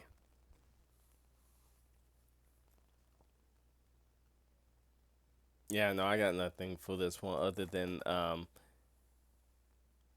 like the fact that it used to be a deity makes sense because the kitsune is a deity as well. Yeah. Yeah. Um, and the tanuki and the kitsune was very into like almost interchangeable in terms of how often their myths kind of intertwine. With they both were tricksters. They both lived in the forest. They both could transform. They both either could bestow good fortune or horrible malice and tricks to the human counterpart. I mean, the only thing that separate them really is the giant balls. Yeah. Which again, just no. I'm sticking with joke. They found it funny and they stuck with it. Because we've seen that in modern media today. Like people find something funny, it just becomes popular, and that's all there is to it. And Japan do have a thing for enlarging body parts in their Yeah. yokais, as we're gonna see in the next one. Oh yeah. All right, so let's move on to the next one. Yep, the Tengu. So Tengu I found kind of interesting. This is a legendary yokai. Now, it's actually more interesting than I thought. This is found in mountain regions. It's renowned for its immense strength, its mastery of martial arts, its ability to fly, and the ability to control wind and surprise, surprise, shapeshift. Originally, it appeared as more bird-like, and which we see in some of the statues. There, it appeared more of a bird-like creature who was a protector of the mountain, very good at martial arts, actually well renowned for their swordsmanship. Uh, it also considered mischievous. It was arrogant. Some proposed that it was the spirit of a proud individual that eventually became to act as a mountain guardian. Mountain guardian. Um, It's trickery. It's very trickery. Originally, it was said to have attacked monks, and then it later became a more benevolent spirit. Later on, as it evolved, it became more humanoid, except with a long nose, as is seen here. Which interesting transition. I guess turning a beak into a nose makes sense in some forms.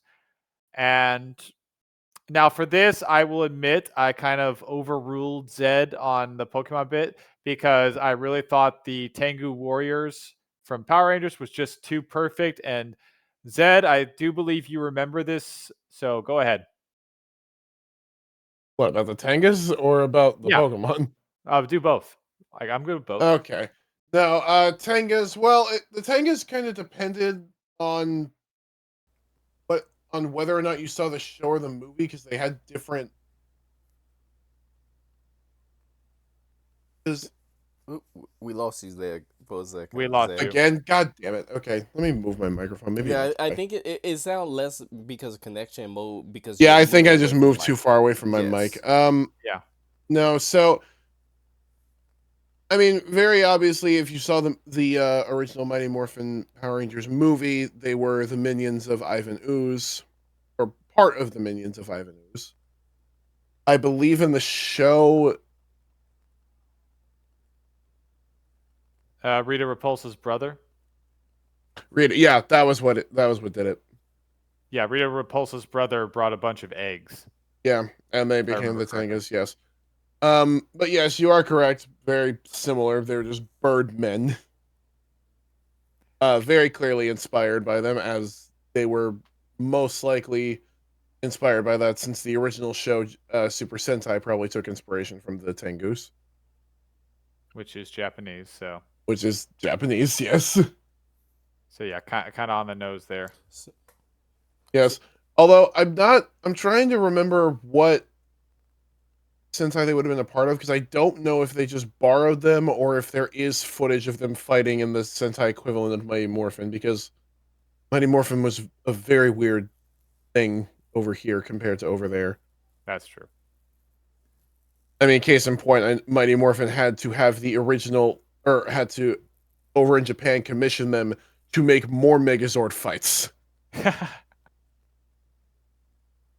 That I believe because that. they needed the footage. I mean, I completely believe that. I mean, I remember with the Mighty Morphin, the big thing was that in the original, like Tommy the Green Ranger or the Green Ranger in general was supposed to have actually died. He did. That was why. He did in the Sentai. He died. That was why So in America, they just kept reusing footage to make it seem like he was they there. kept reusing footage, and that was why eventually they got rid of it. But then they did the weird thing where they brought him back as the White Ranger, which was from the Die Ranger Sentai series. All right. So a completely different set that didn't have anything to do with this. It was just close enough for them, I guess. Um, but that was a thing.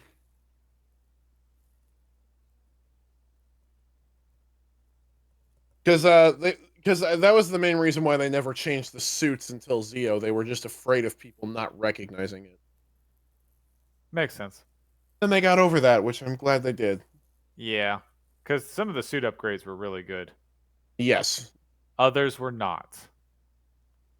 No, others were not. Yeah, that's fine. So what about the Pokemon? Yes, the Pokemon. That would be Shiftry, which is literally just based off of a Tengu. There's nothing more I can say. I mean, I guess it looks more like the nose thing than the It does look a lot more And the like the nose shoes. thing than the beak. Now, and the shoes. Now, to be fair, in some of its dex entries, it does mention how in the past it could fly, and that it was cursed to no longer be able to fly. Wait, Pokemon get cursed? Yes. Yeah, of course they do. How does that work? Like it works everywhere else. That tells me nothing. Exactly. All right. What did you expect? I don't know logic, and then I remembered. Actually, you know how a Pokemon gets curse? If a ghost Pokemon uses the move curse on them.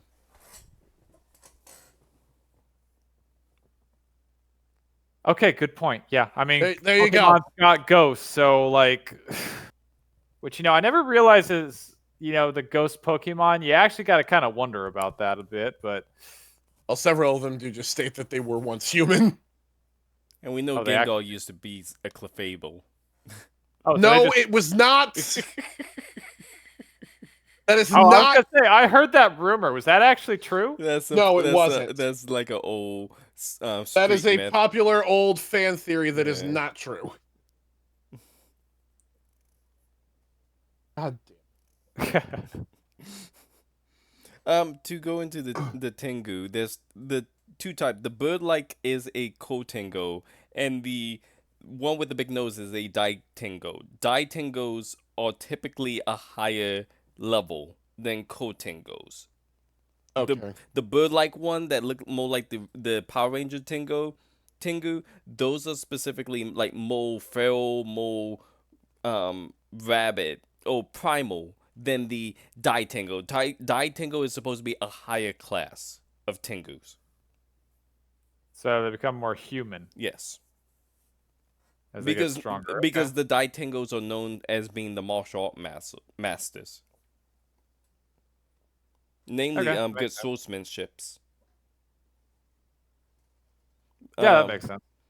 For example, Miyamoto Musashi, the one of the most famous, if not the most famous, swordsman of Japan, was said to have went to the mountainside and learnt his swordsmanship from a Tengu. Yeah, I actually saw that while researching this, which was like, okay, interesting. Again, you know what I'm getting? I can use this was a good episode to have so many Pokemon for it because I can say this like I say with every Pokemon thing is you know what? Pokemon is weird. You know what? Look where it came from. Japan is weird. Yeah, I said it. Mm-hmm. So a bigger question is where did this myth come from? So originally they were saying that the Tengu were mountain spirits who would attack monks. I mean, honestly, that could just be big birds of prey that attacked monks that could be kind of guardians because some birds get very territorial. Yeah. And well, I don't know a lot about the birds of Japan, so like it's possible because So But the smaller beak is interesting, I think it's though. something even more easier than that. What's that? Okay, a lot of monks and their temples, are in the mountainside, and a lot of them are kind of way off in the mountainside, That's true. and a lot of them are like kind of hard to get to. A lot of the monks do, you know, dedicate their lives to martial prowess and martial art as a way to better themselves. Well, you see, I get what you're saying, and I could see that for the final form, but where did the initial bird form come from? That one could easily just been because no, the common trait between all of them, they all wear monk's clothes. That's true. That's like whether it's the bird one or the Daikintingo or the Kotengo, they both wear monk's clothes. They both live in the mountainside. They both are known for their fierce prowess. Where the Daitingo is known more for his martial prowess, both are known for being the Kotengos are known for being a threat when in groups. The warrior monks was always known for being a threat in groups, and the highest warrior monks was known as being a threat 1v1. The bird aspect could easily just been something they borrowed from Shinto to make them closer to a celestial or heavenly being, because um what could be more dangerous than something that came from the heaven that can fight real well? Could also be like if monks perform more of an ambush tactic, that would be like They birds did kind of nothing swiping but out. ambush tactics half the time.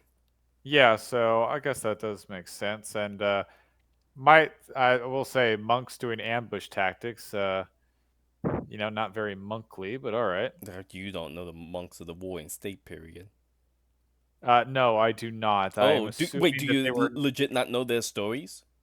No, I do not. Okay, because this will make a lot more sense if I tell this story. So during the Warring State period, there was a lot of warrior monks. The biggest one was, I believe, the Ikoiki. Um, they was a sect of warrior monks that would live in the mountainside. They would train all the time, and they was a pain in the butt to Oda Nobunaga. During his conquest of Japan, the Ikoiki probably gave him the hardest time fully solidifying his conquest, because they would have all of their temples were located on the tops of mountainside or giant hills or mountains, what have you. So taking each one to pacify them legit mean going to every mountainside you could find and having to besiege each one. So literally, imagine how horrifying it is to be a commander and the territory that you're trying to conquer on every mountainside is a fortress. And going up to that mountainside, they constantly ambush them. Always, they would harass their supply line. They would harass. If they tried to ignore them, they would just come down from the mountain, swoop down from the mountain, attack, and then go back up into the mountain. Like a bird flying down to attack its prey and flying back up to retreat. They was very fierce in combat, very well. They went toe to toe with samurai, for crying out loud. So they wasn't a slouch in combat. Clearly And not. do you know what it took for him to deal with them in the end game? Uh, He literally, for one of their biggest fortress, he had to set the entire mountainside on fire. I was literally going to say what Ozai did to the Airbenders. Yes, yes, that's exactly what he had to do. He had to literally kill every last one of them. He burnt all their temples down to the ground. I mean, yeah. That's how much. That's why he became. If you've ever heard Oda Nobunaga be referred to as the Demon Lord, that's where that came from. Because he literally declared war on those monks, and he went full devil mode and say, "I'm just going to kill them all. That's the fastest solution." And I honestly, mean, that's what he was stuck with. honestly, it works because remember, Alexander the Great was had the same problem with a bunch of guerrilla tactics. What did he do? He burned down their entire homes. Yeah, and um that's what he had to do. He set a fire. The biggest temple was I think he was besieging that temple for the better half of several years before he just finally got fed up and said, "I'm gonna burn it. I'm gonna burn the whole mountainside down." Now I I mean, I yeah, think to his credit, he never intended for the fire to get as big as it did because it didn't just burn the temple down; it burnt several of the villages. So there was like a lot of women and children who got killed in that fire. That's part of the reason he became known as the Demon Lord. yeah, I could see that. But you see now why I say it's monks. It's people who live in the mountainside who do martial prowess, who are generally like monks half the time. Yeah, yeah, no, I can kind of see that. So, I mean, the wings are interesting as well, adding it to it, heavenly beings and all that. So, you might want to take a look at those for angels later on. But Well, yeah, no, it's definitely interesting. the wings kind of because I think there's some Chinese yogais who have wings and they're associated with the heavenly court of the Jade Emperor, and I think that's where I took the whole heavenly thing from is because of that. Is I can see that. probably an aesthetic they borrowed from China or something like that. I mean, again, it makes sense. But no, like the first thing I thought of with the Tengu is the Iko Iki. Granted, the Iko Iki, I think they're a they're a creation of the War and State period. The Tengu's been around much longer, but again, those temples being built in those mountainsides before they became really big temples, they probably were just small little shrines. So, could you imagine being a humble traveler or a woodcutter in the woods and you meet a monk who is practicing their martial art? And if you try, and any bandit who attacked their temple is being beaten up by them.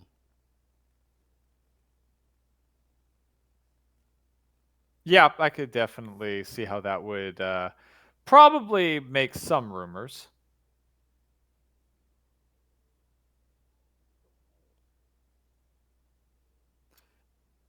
All right. Well, I mean, Yeah, I'm sorry. I can mention this one feel almost cut and dry for me.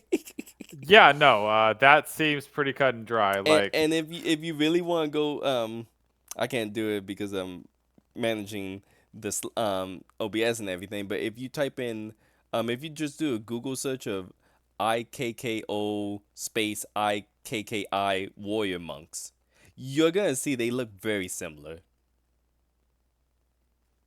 Iko Iki.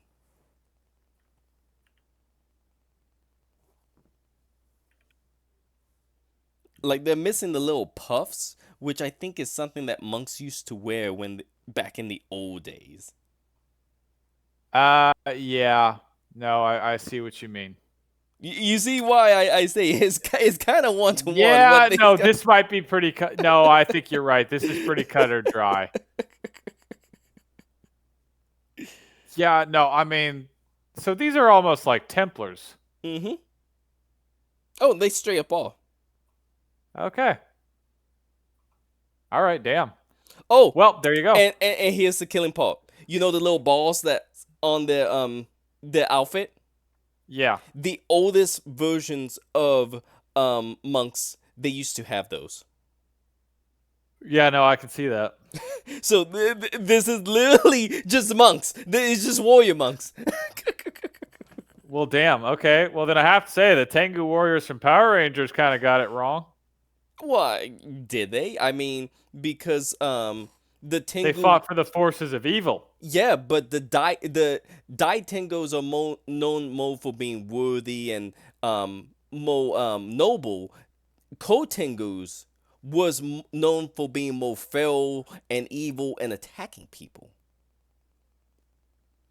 which could be seen as maybe as a set of bandits who took on some of the tactics of the monks. Didn't Sun Wukong kill a bunch of those in his stories? What monks? No, Oh, like Tengus. monk bandits or something. Um, I don't know. Sun Wukong killed a lot of people. he killed bandits. He killed plenty of bandits. He didn't kill any monk bandits. At least not yet, as far as I got in the story. I thought he did. Well, maybe I don't know. Maybe not. Oh, you may be thinking when he burnt down the temple Maybe that's what I'm thinking of. because they tried to steal from him. They tried to steal a kadak, a religious robe, and they were going to start a fire to try to kill him so they could steal the robes from them. And Monkey shielded his master from being burnt, but then let the fire spread out of control and burnt down the whole temple and killed a lot of the monks. That sounds like something he'd do. Again, Sun Wukong was not the. But there is a story about a bird that was very powerful that was associated with Buddhism. That there was a story in Journey to the West where Wukong come across several strong demons. He managed to defeat two of them. One's an elephant, one's a lion, but the last one's a giant bird, a roc, ROC, giant bird. Um, he's unable to beat that one. That one's actually stronger than him. And the only way he could beat that one was going directly to Buddha to get Buddha to fight that because it was too strong for him to take. And they find out that it was related to Buddha. Essentially, it's very convoluted how it was related to Buddha. I think it was like it's like technically Buddha was his like step uncle type deal because basically like it was something along the line of like its mother was like the foster mother to Buddha or vice versa, which made it like its nephew was. It went into detail about how convoluted it was related to Buddha, and Buddha basically had to make it into his servant to keep it out of trouble. Did that a lot, didn't he? This one was very specific because the other Buddha Vistas, like the lion and the elephant, belong to Buddha Vistas, but this is the first time Buddha straight up had to come down and Journey to the West and say, "Yeah, let me deal with that. That's too high of a level for you to deal with." I mean, that's saying a lot. Yeah, that thing was strong. Wukong could not take that thing. Yeah, that's saying an awful lot. I'll put this out there. It was faster than Wukong. Damn. It was straight up faster. He could not keep up with it.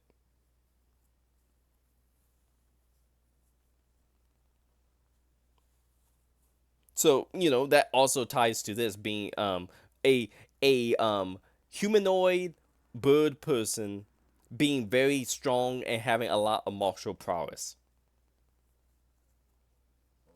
All I'm hearing is don't screw with monks. Yeah, no, monks were dangerous in Japan. Clearly. All right. So, yeah, I guess this was the one that was You see, I thought the Kappa was going to be straightforward, but apparently it was this one. Oh yeah, no, this one's straightforward. I knew exactly what this one was based off of. All right. Well, then let's go ahead and move on to the next one, which this one's a little bit more nuanced. So these are the Oni, which probably a lot of people have heard of at some point. These are considered demons, ogres, or trolls. They're immensely strong. Um, they have horns, they have claws, they have very colorful skin, including in red, blues, or yellows, and are often depicted wearing a tiger skin loincloth, wielding giant iron clubs.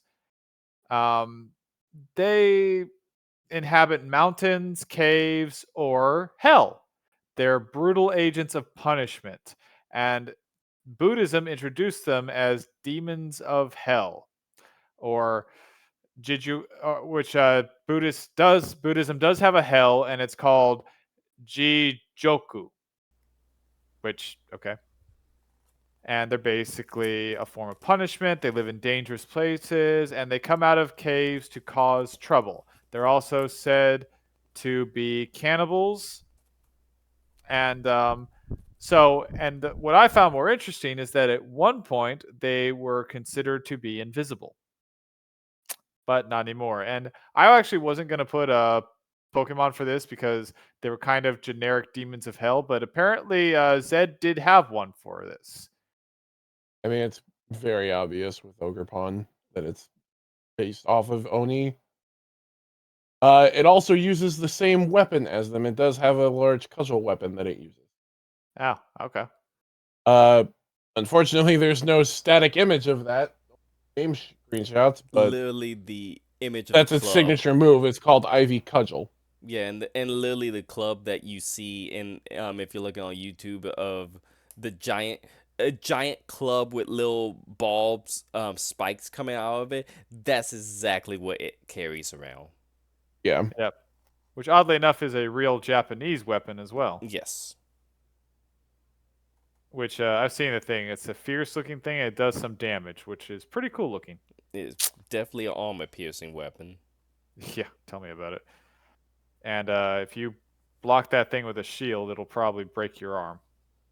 I mean, with the whole origin of the Onis is I mean I'm pretty sure Oni, because if I remember correctly, Oni and Ogre is like interchangeable in Japan, essentially Japanese. Yes, Oni, Ogre, Troll, Demon, all pretty much interchangeable. I mean, this is pretty much a Japanese troll, Ogre, pretty much. Yeah, and later in Buddhism, they were introduced as demons, specifically demons of hell. Now, I wanted to bring attention to the invisible part because, as I mentioned, some of the earliest myths had that these things primarily lived in dangerous places, but would come out to cause trouble or havoc, or natural disasters, as it will. But they were originally invisible. So what it sounds like to me is kind of the same situation we had when we were looking at fairies as kind of invisible creatures at one point that were blamed for causing trouble. And then later on, they started taking more of an appearance as people tried to make up what they were. Because let's face it, these creatures don't really fit like any particularly known creature, but do have elements of things that are considered more demonic, especially the cannibalism part. So, living in dangerous places, people get lost or disappeared in dangerous places. You know, they were eaten by an Oni or the Oni attacked them. Sudden earthquake came down. Oh, the Oni came invisible and, you know, torched this place, something like that, which I think is kind of befitting. So, almost originally kind of a mischief blame all for mischief, kind of like gremlins, and then later on Buddhism repurposed them into more demonic powerhouses. What do you think? I mean, pretty much. It's like my understanding was for Oni was like it's pretty much the same origin as with like ogres and stuff in Europe. Of you know, you can almost argue just people. Sometimes just very strong people living away from society who are just criminals. From what we're looking at, people, animals, almost anything, even umbrellas can be yokai, but not necessarily an oni. But yeah, pretty much. I mean, what I'm mostly getting out of this so far is Japan really likes its stories. Oh yeah.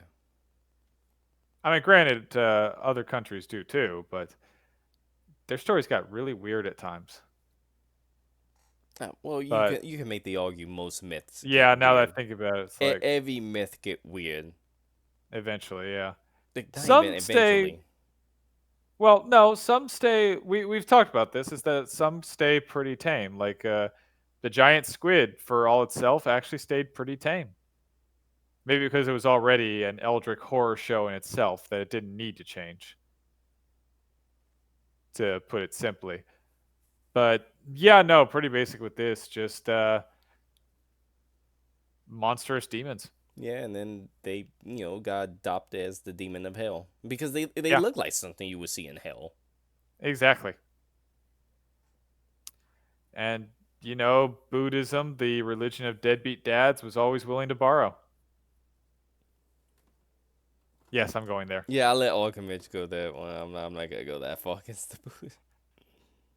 I'm sorry. Look, I'm sure many Buddhists are very nice people, but their religion is the religion of deadbeat dads. I'm sorry, but that's according to their own mythos. We can't really talk with the religion of carpenters. I'm sorry, but look, people like to make comparisons to Jesus and Buddha. Look, Jesus, even according to every scripture and the people who hated him, Jesus didn't have a family because he knew he was going to die and he knew what it would cost. So he didn't have a family that he was going to leave behind. Buddha was a freaking king who had a wife and either a newborn or about to have child. He saw someone sick, got depressed, and then left his family, his responsibilities, and everything else to go live as a hobo and think about higher enlightenment. That is the definition of a deadbeat dad. Now, if there's any consolation, I think his wife at one point take the same march, and Oh, great. So the mom's horrible too? Great. We don't just have a horrible dad, we have a horrible mom too. Great. Such an inspiration. I'm sorry, but nothing I've said is untrue. This is part of the Buddhist mythology. I'm Is trying to that they literally remember. had a dude abandon his wife and either newborn or about to be born child because he got sad seeing that people could get old and die and decided to roam the world thinking about stuff until he reached enlightenment, which honestly was just basic indifference.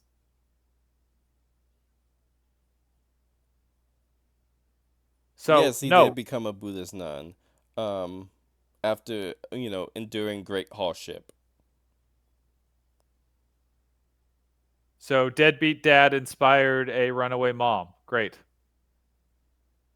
So inspiring.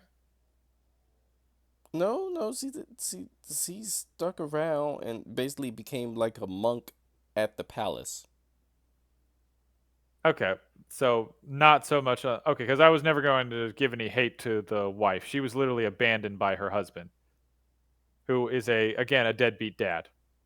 So no, sticking with it, the religion of deadbeat dads. No, see, only met back with Buddha upon his return. But okay, see, did eventually. Okay, that's what I thought. See, did become a monk, but see, stayed around becoming going through the whole devotion of everything. Yeah, so Okay, yeah. So again, Buddha's a deadbeat dad. again, I'll let Argument fight this out because this isn't a hill I'm gonna really die on. I don't really have much against Buddhism one way or Oh, another. I It don't have anything against Buddhist people in general, but I'm sorry, but according to the mythology, Buddha is a deadbeat dad. You can say all you want about it, but that's what it is. And yeah, I'll die on that hill. Yeah, I mean, I got no real skin in this game. I like again, I don't care enough about Buddhism to really care about what Buddha did or didn't do. So, Well, neither the Buddhists, because I've never really thought about this. and you wonder why you get chased out of temples. Yeah, so did. Uh, so did. Now he's just going, I did the right. Now that guy, if that guy ever hears this, going, I did the right thing. Chasing that heretic out of here. I've been called worse things. But yeah, that's the Japanese Oni. Any final thoughts? Not really. All right. Moving on. Okay, so this one was a little bit stranger. So this one's called I'm going to butcher this name, Yashiki Warhashi. And basically, they're childlike beings that are said to live in parlors or storage rooms. They at times perform pranks, and if you see one, there's good fortune in it. That's about it. So, Zed, what's that Pokemon? That is Snorunt. Okay. And I need to pull up again what it called because essentially, its origin and name is essentially based off of this thing directly. Yes, I think it was Yuki, which means snow, and then Yeah, I believe it's like Washi, pretty which much means exactly child. the same thing, just with snow added. Yes. I think a Yuki Zawaki Washi, like the I, whole I'm word I'm I'm essentially. I'm finding it. Um, Yuki Warashi, which is literally just replacing that first word. And it's literally in here. That is literally its Japanese name, is Yuki Warashi. I mean, So that's it is straight up this thing combined with snow, and this is what they made.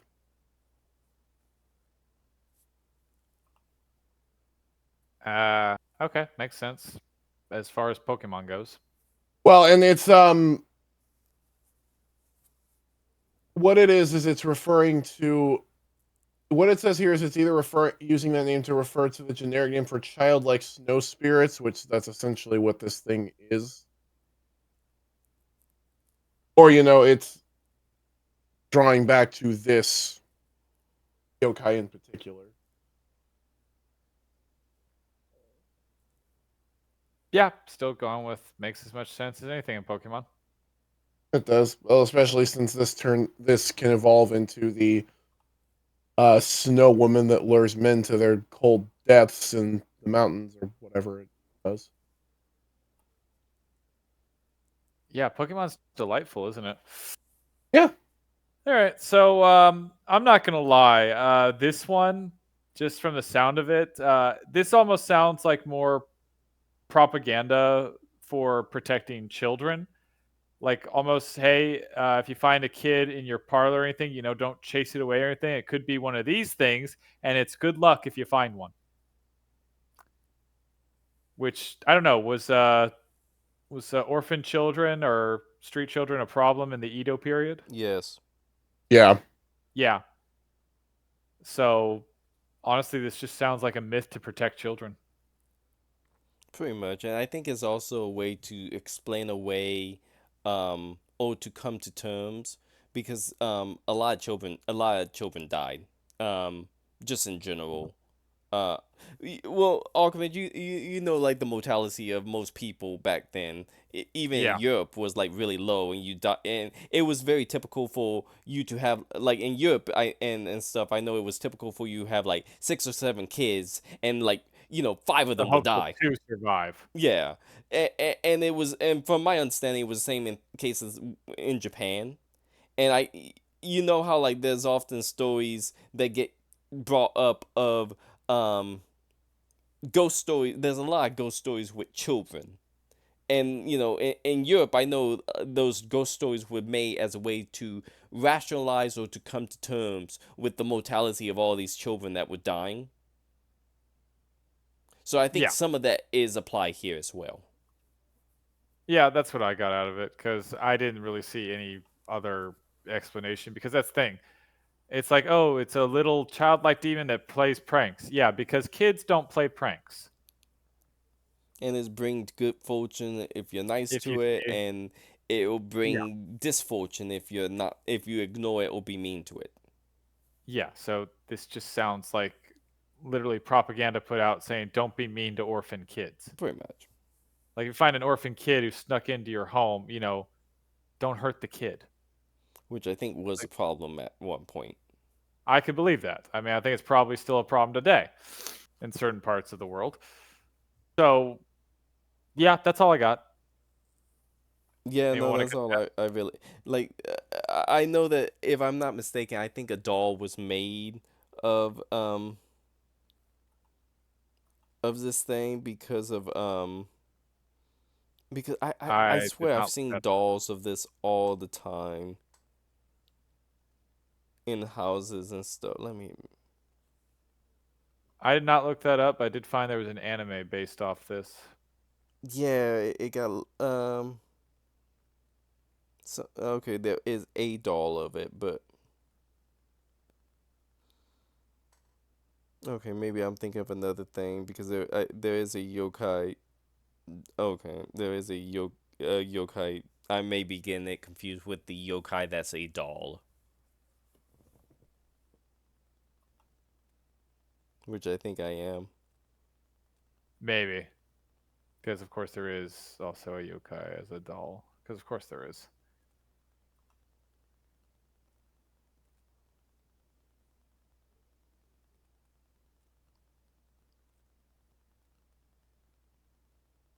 But yeah, I got nothing else other than that. Yeah. Zed, you got a better theory? Nope. Okay. Then, yeah.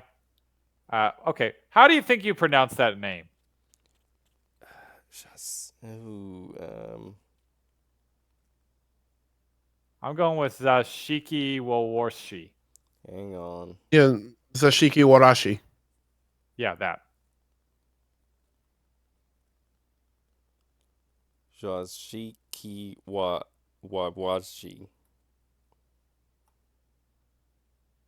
I've never tried that. From doing these, the only thing I'm learning is that apparently I'm the one who should be allowed to pronounce things. Yeah, I'm just going off of the phonetics. Why do you think I let you pronounce things? Yeah, I know. That's literally why I do it. Like, hey, I'm a proud American. I admit I butcher other cultures' names. In fact, it was one of the few things that people in other Jashiki cultures liked was Wawashi. that I admitted Okay. I did that. Shajiki Wawashi. That's it. Shajiki Wawashi. Hell, in Paris, they were actually saying, "Yeah, don't butcher our language. We speak English." Like okay, good. American who won't try. We respect it. They didn't, but you know. All right. Yep, that's that. So let's move on to our final monster or our final yokai. Do yokais count as monsters? Yes. Yes. Okay. I think that's literally one of the meanings I of think that, yokai. yeah, that's probably one of the direct translations for the word. Okay, and I'm going to butcher this. The Rokurokubi. Close? Rokuro Kubi, I think. Rokuro Kubi. Yeah. Okay, so this one I think we actually talked about once in our vampire mythos, but we didn't go into great detail of it. So this one, by day, appears to be an ordinary woman, and then by night, their body sleeps, but their head apparently has a mind of its own, which is a very strange statement when I actually think about it, and wanders about with their neck outstretching and long ways, and where it heads to attack small animals or lick up lamp oil. Okay. And this is primarily a curse. Now, two of the big stories that I found on this was first about a master of the house noticed that his lamp oil was running low periodically and very quickly. So he suspected that his new servant was actually one of these creatures. So one night he watched over her while she slept, which you know is not at all creepy. Anyway, he noticed that her body turned, but her head did not, and then saw her neck stretch out and her head go around licking up the lamp oil, which discovered that she was a Rokurokubi. So the next day he promptly fired her, but he didn't tell her why. So everywhere she went to serve, she got fired, never knowing that she was a Rokurokubi. Sucks, but you know, rather tame.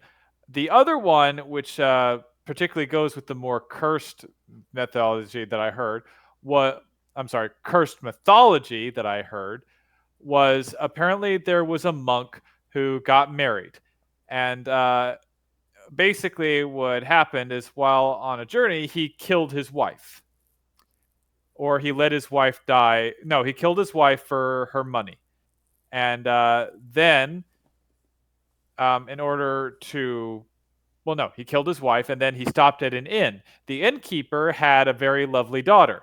And for many people who like various adult rated movies, you know where this goes. So the monk slept with the daughter only to find out that the daughter was a Rokurokubi, and the head actually took the form of the face of his murdered wife and accused him of murdering her. He went out in fear and told the innkeeper, and the innkeeper said he knew what his daughter was because his daughter's curse was his fault because he also killed his wife for money, which he used to pay for the inn.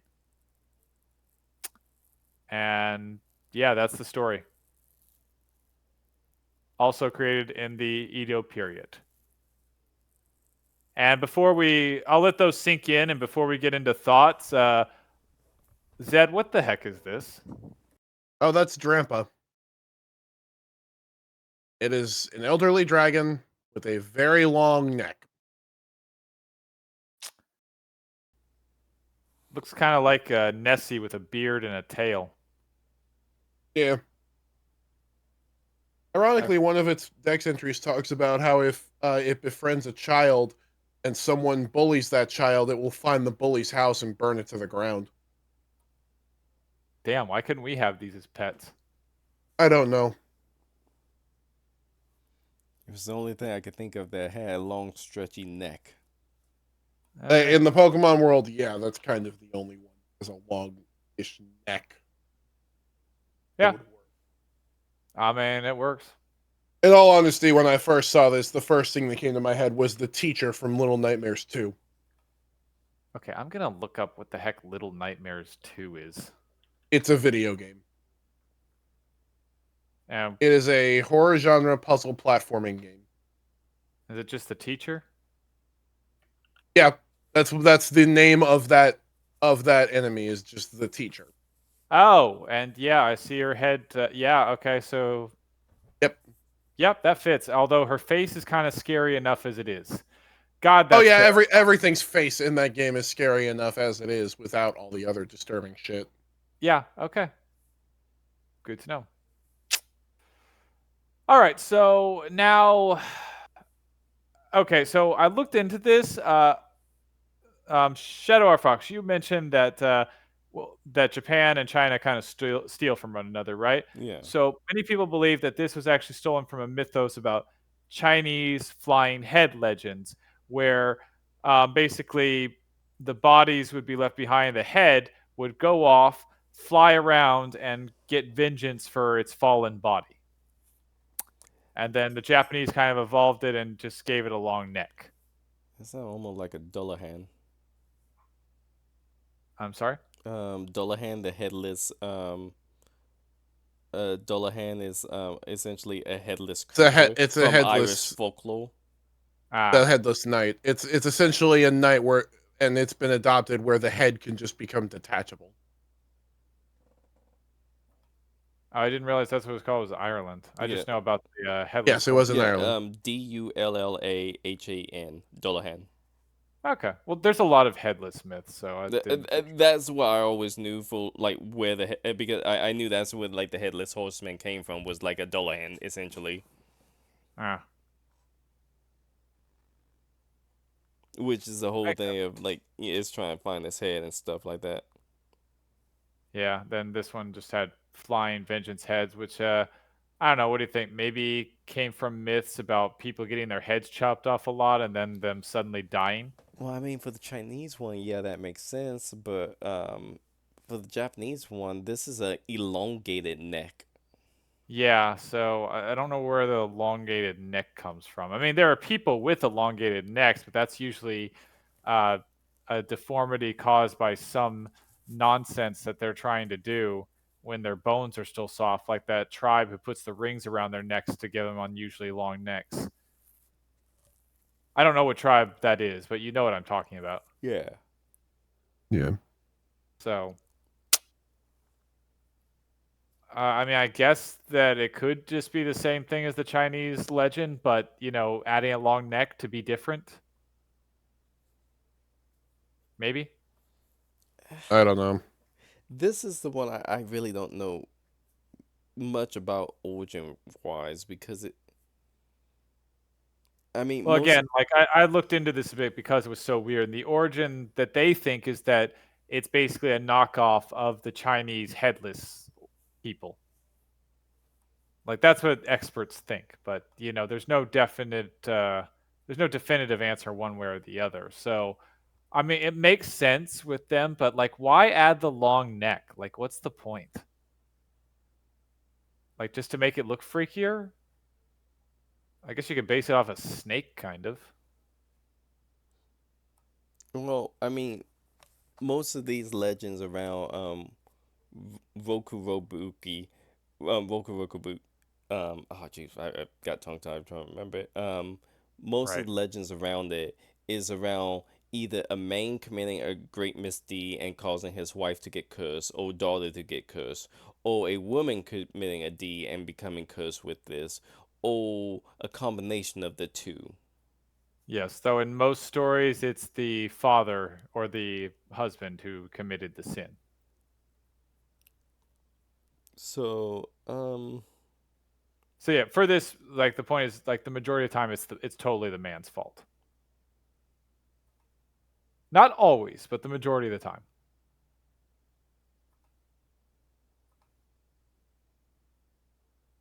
because honestly, it just seemed like a fable to encourage men not to abuse or mistreat their spouse or daughter. Which in ancient Japan, I could see why that could be necessary. Hell, it might be necessary now.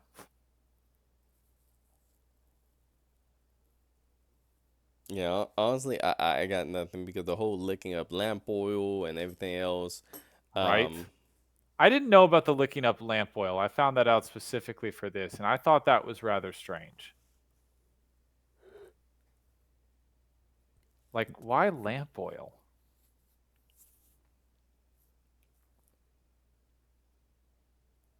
yeah, no, that one I'm kind of I know of the Rokubi, but I have no idea about its origins and stuff like that because it's Yeah, no, but that was the point of this kind of brainstorm about this because this is a weird thing because, like, it can't be representing a snake because that's just not how Japan really views snakes. I mean, and like that's the thing. Most of the time, these things weren't particularly that harmful. They're just kind of scary. I mean, yeah, it's a curse, but like as far as curses go, this one's kind of tame. It's weird. Don't get me wrong. I mean, unless you just saw a bunch of floating heads everywhere. Like uh, that's the thing. If you suddenly saw a floating head with a long neck, I feel like you could trace back the neck. Or, that's actually kind of deadly because a floating head. What are you gonna do? But like, if you cut the neck of the floating head, like that's kind of it.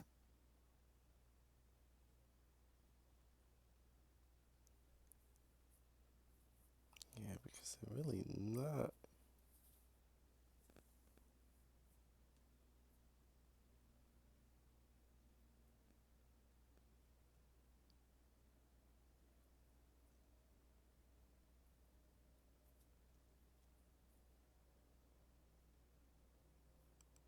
And some people think the long neck is just trying to represent like the spiritual attachment, like a ethereal string that binds us type deal.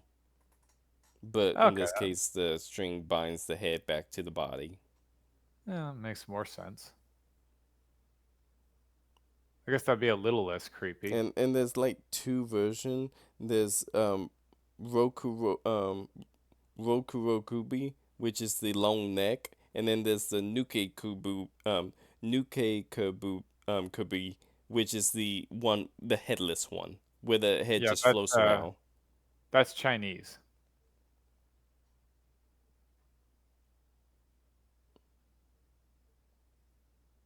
So Well, yeah, no, I no, no. see. Nuke Kubi is a Japanese version.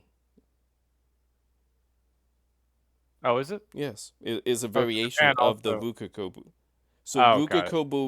Rukarokubi is elongated neck, and then the one from your first picture, um, on the left hand side is a Nuke Kubi, which is a disconnect. No, the one on the left side that is a Rukubi. The picture just cut off Oh, is it the rest cutting of off it the does head? have a string. Okay, But yeah, like if you see under it that little red kind of loop, that's a very thin neck that's still attached to the body. okay.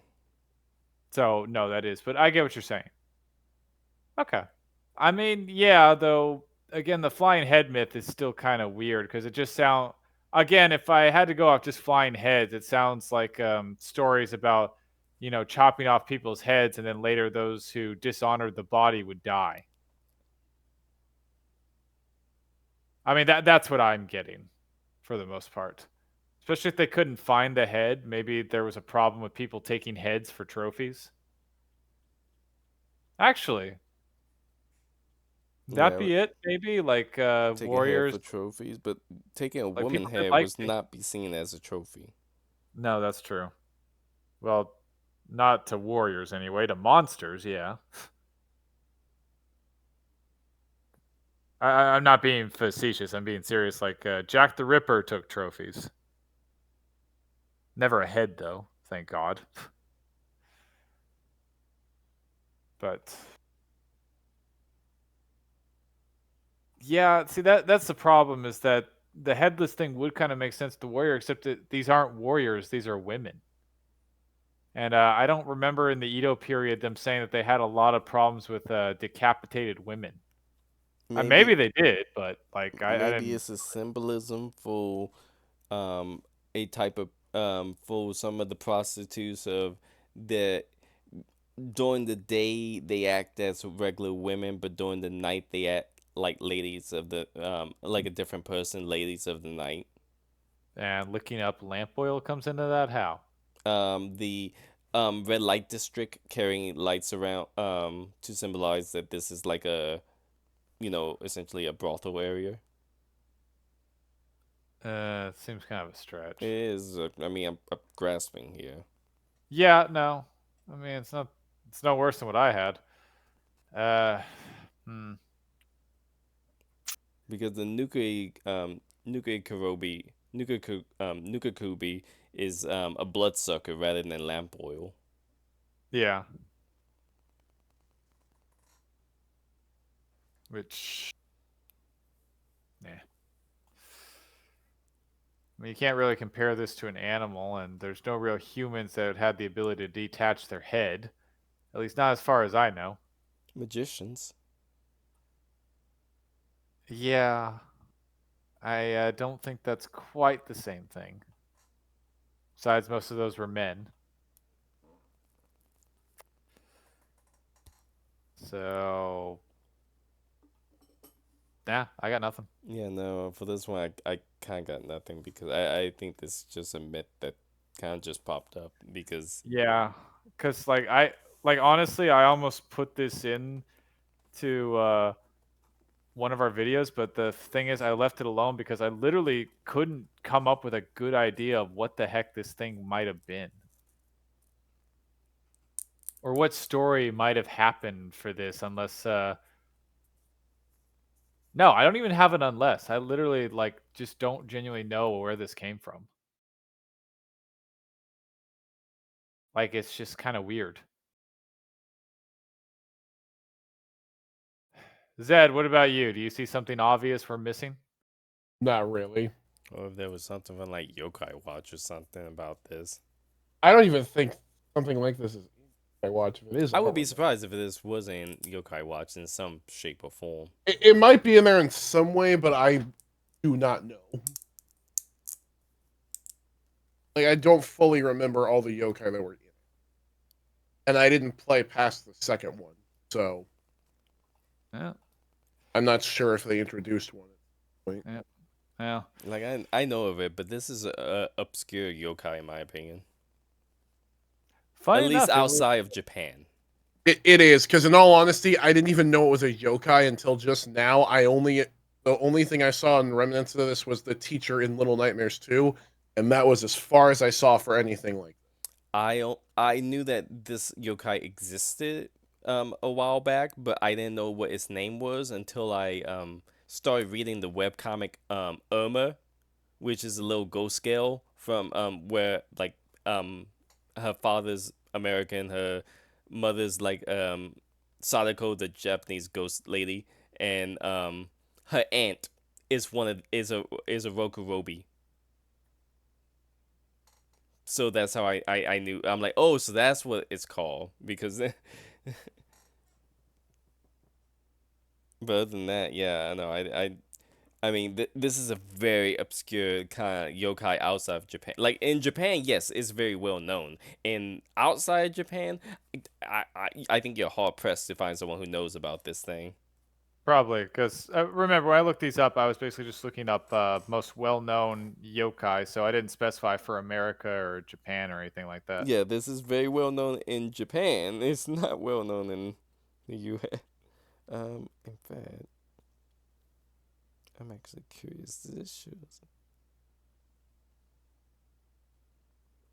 Okay, for some reason I thought that there was a scene where this shows up in the video game with Kirby. Because surprisingly enough, Kirby got a lot of yokai in it. Well, I mean, Well, yeah, of course Kirby, it does, considering all of Kirby's final bosses are eldritch horror beings. not to mention Kirby himself is actually an Eldritch horror beast who is a horrible, omniscient. He's a maniacal cannibal who devours anything. He's a malicious omnivore who will literally eat anything, devouring souls and people without a second thought. Tell me I'm wrong. I never say you were wrong. That's his very definition. I mean, again, Death Battle showed he beat that weird pink bubblegum thing from Majin Dragon Buu. Ball Z. Yeah, that thing. No, I agree with that result because I'm like, if anyone who thinks it's a joke, I'm like, you've never played a Kirby game and got to the final boss because the final bosses always have you fight against the equivalent of Cthulhu. I mean, like the first three Kirby game, the final boss was like the embodiment of darkness of the universe. Like it literally is called dark matter. And then in Kirby Star Allies, you literally fight the a Eldritch god of destruction. Not even an Eldritch, a primordial Eldritch god of destruction. And then So I'm hearing it's Kirby's horrid. yeah, and then in the next Kirby game, you fight like the ultimate life form of Shadow? evolution. Something like that. Yeah, it would have been awesome. God That would damn have been it. an awesome fight, but it would have been too easy for Kirby.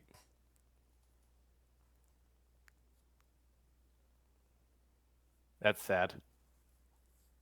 We need to see the ultimate fight in Death Battle: Kirby versus Gunzilla. Kirby would win. It would be interesting to see what happened after he copy him. Again, No! No! I still want Death Battle to do my Gandalf versus Dumbledore. Gandalf is gonna curve stomp Dumbledore. I'm aware, but I still want to see it. It's not even a fight. Gandalf's an angel, and Gandalf's an angel, and Dumbledore's literally just a regular wizard. Again, they did Aang versus Edward Elric, which was a hugely unfair fight. In Edward's defense, he did fight a deity. He was fighting a kid who could bend all four elements. Yes, which was the god that he While fought he in his could last basically, episode. while he, as Aang put it, had clappy magic. Yes, and again, he fought literally a god in his last episode, which had the power of similar to Aang. So I see kind of why they put them together. They But put them again, together because his of the clappy elements. magic, he did have help from a lot of people to deal with that deity. There you go. Like they won it down. And they all saw Aang and said, no, fuck it, you're on your own. Yeah. Yeah, exactly. So yeah, again, Death Battle put a dog in a trench coat versus a bear. Okay, they are not above doing completely unfair fights. You know Well, I I'm don't right. think the Kirby would be too unfair from Kirby versus Godzilla because that's.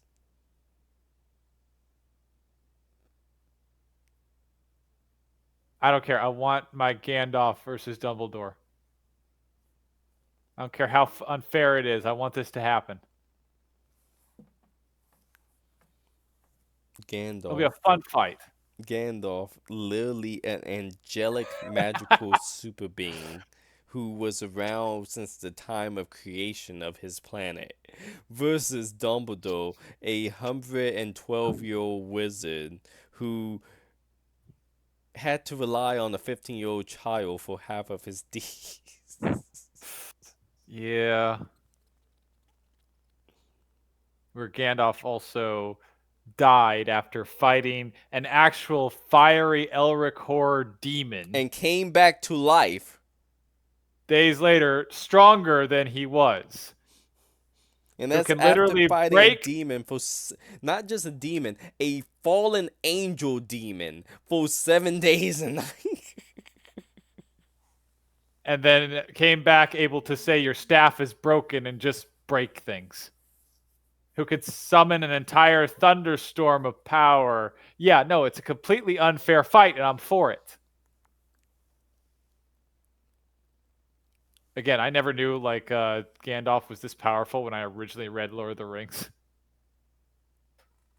Like I didn't realize how powerful he was. Oh yeah, like he's so broken. It's like, oh, so I like this thought it was two wizards versus each other. It's like, no, Gandalf's an angel. Like he's literally freaking divine. Which make you It's like, realize how oh, much of a threat Saruman was. Sauron. No, Oh Saruman. no, Saruman. Yeah, no, how much of a threat Saruman really was. Yeah. It's like you never think about it watching the movies, but that's why the old men could fight so well because they're freaking angelic beings. Yeah. They're just trapped in the bodies of old men. I think they It's like, even said that was to limit their capabilities. yes, no, it was because they made that mistake with Sauron and all of them. So, like, literal god of Tolkien's world sent Gandalf and them to be less violent or less troublesome for mankind.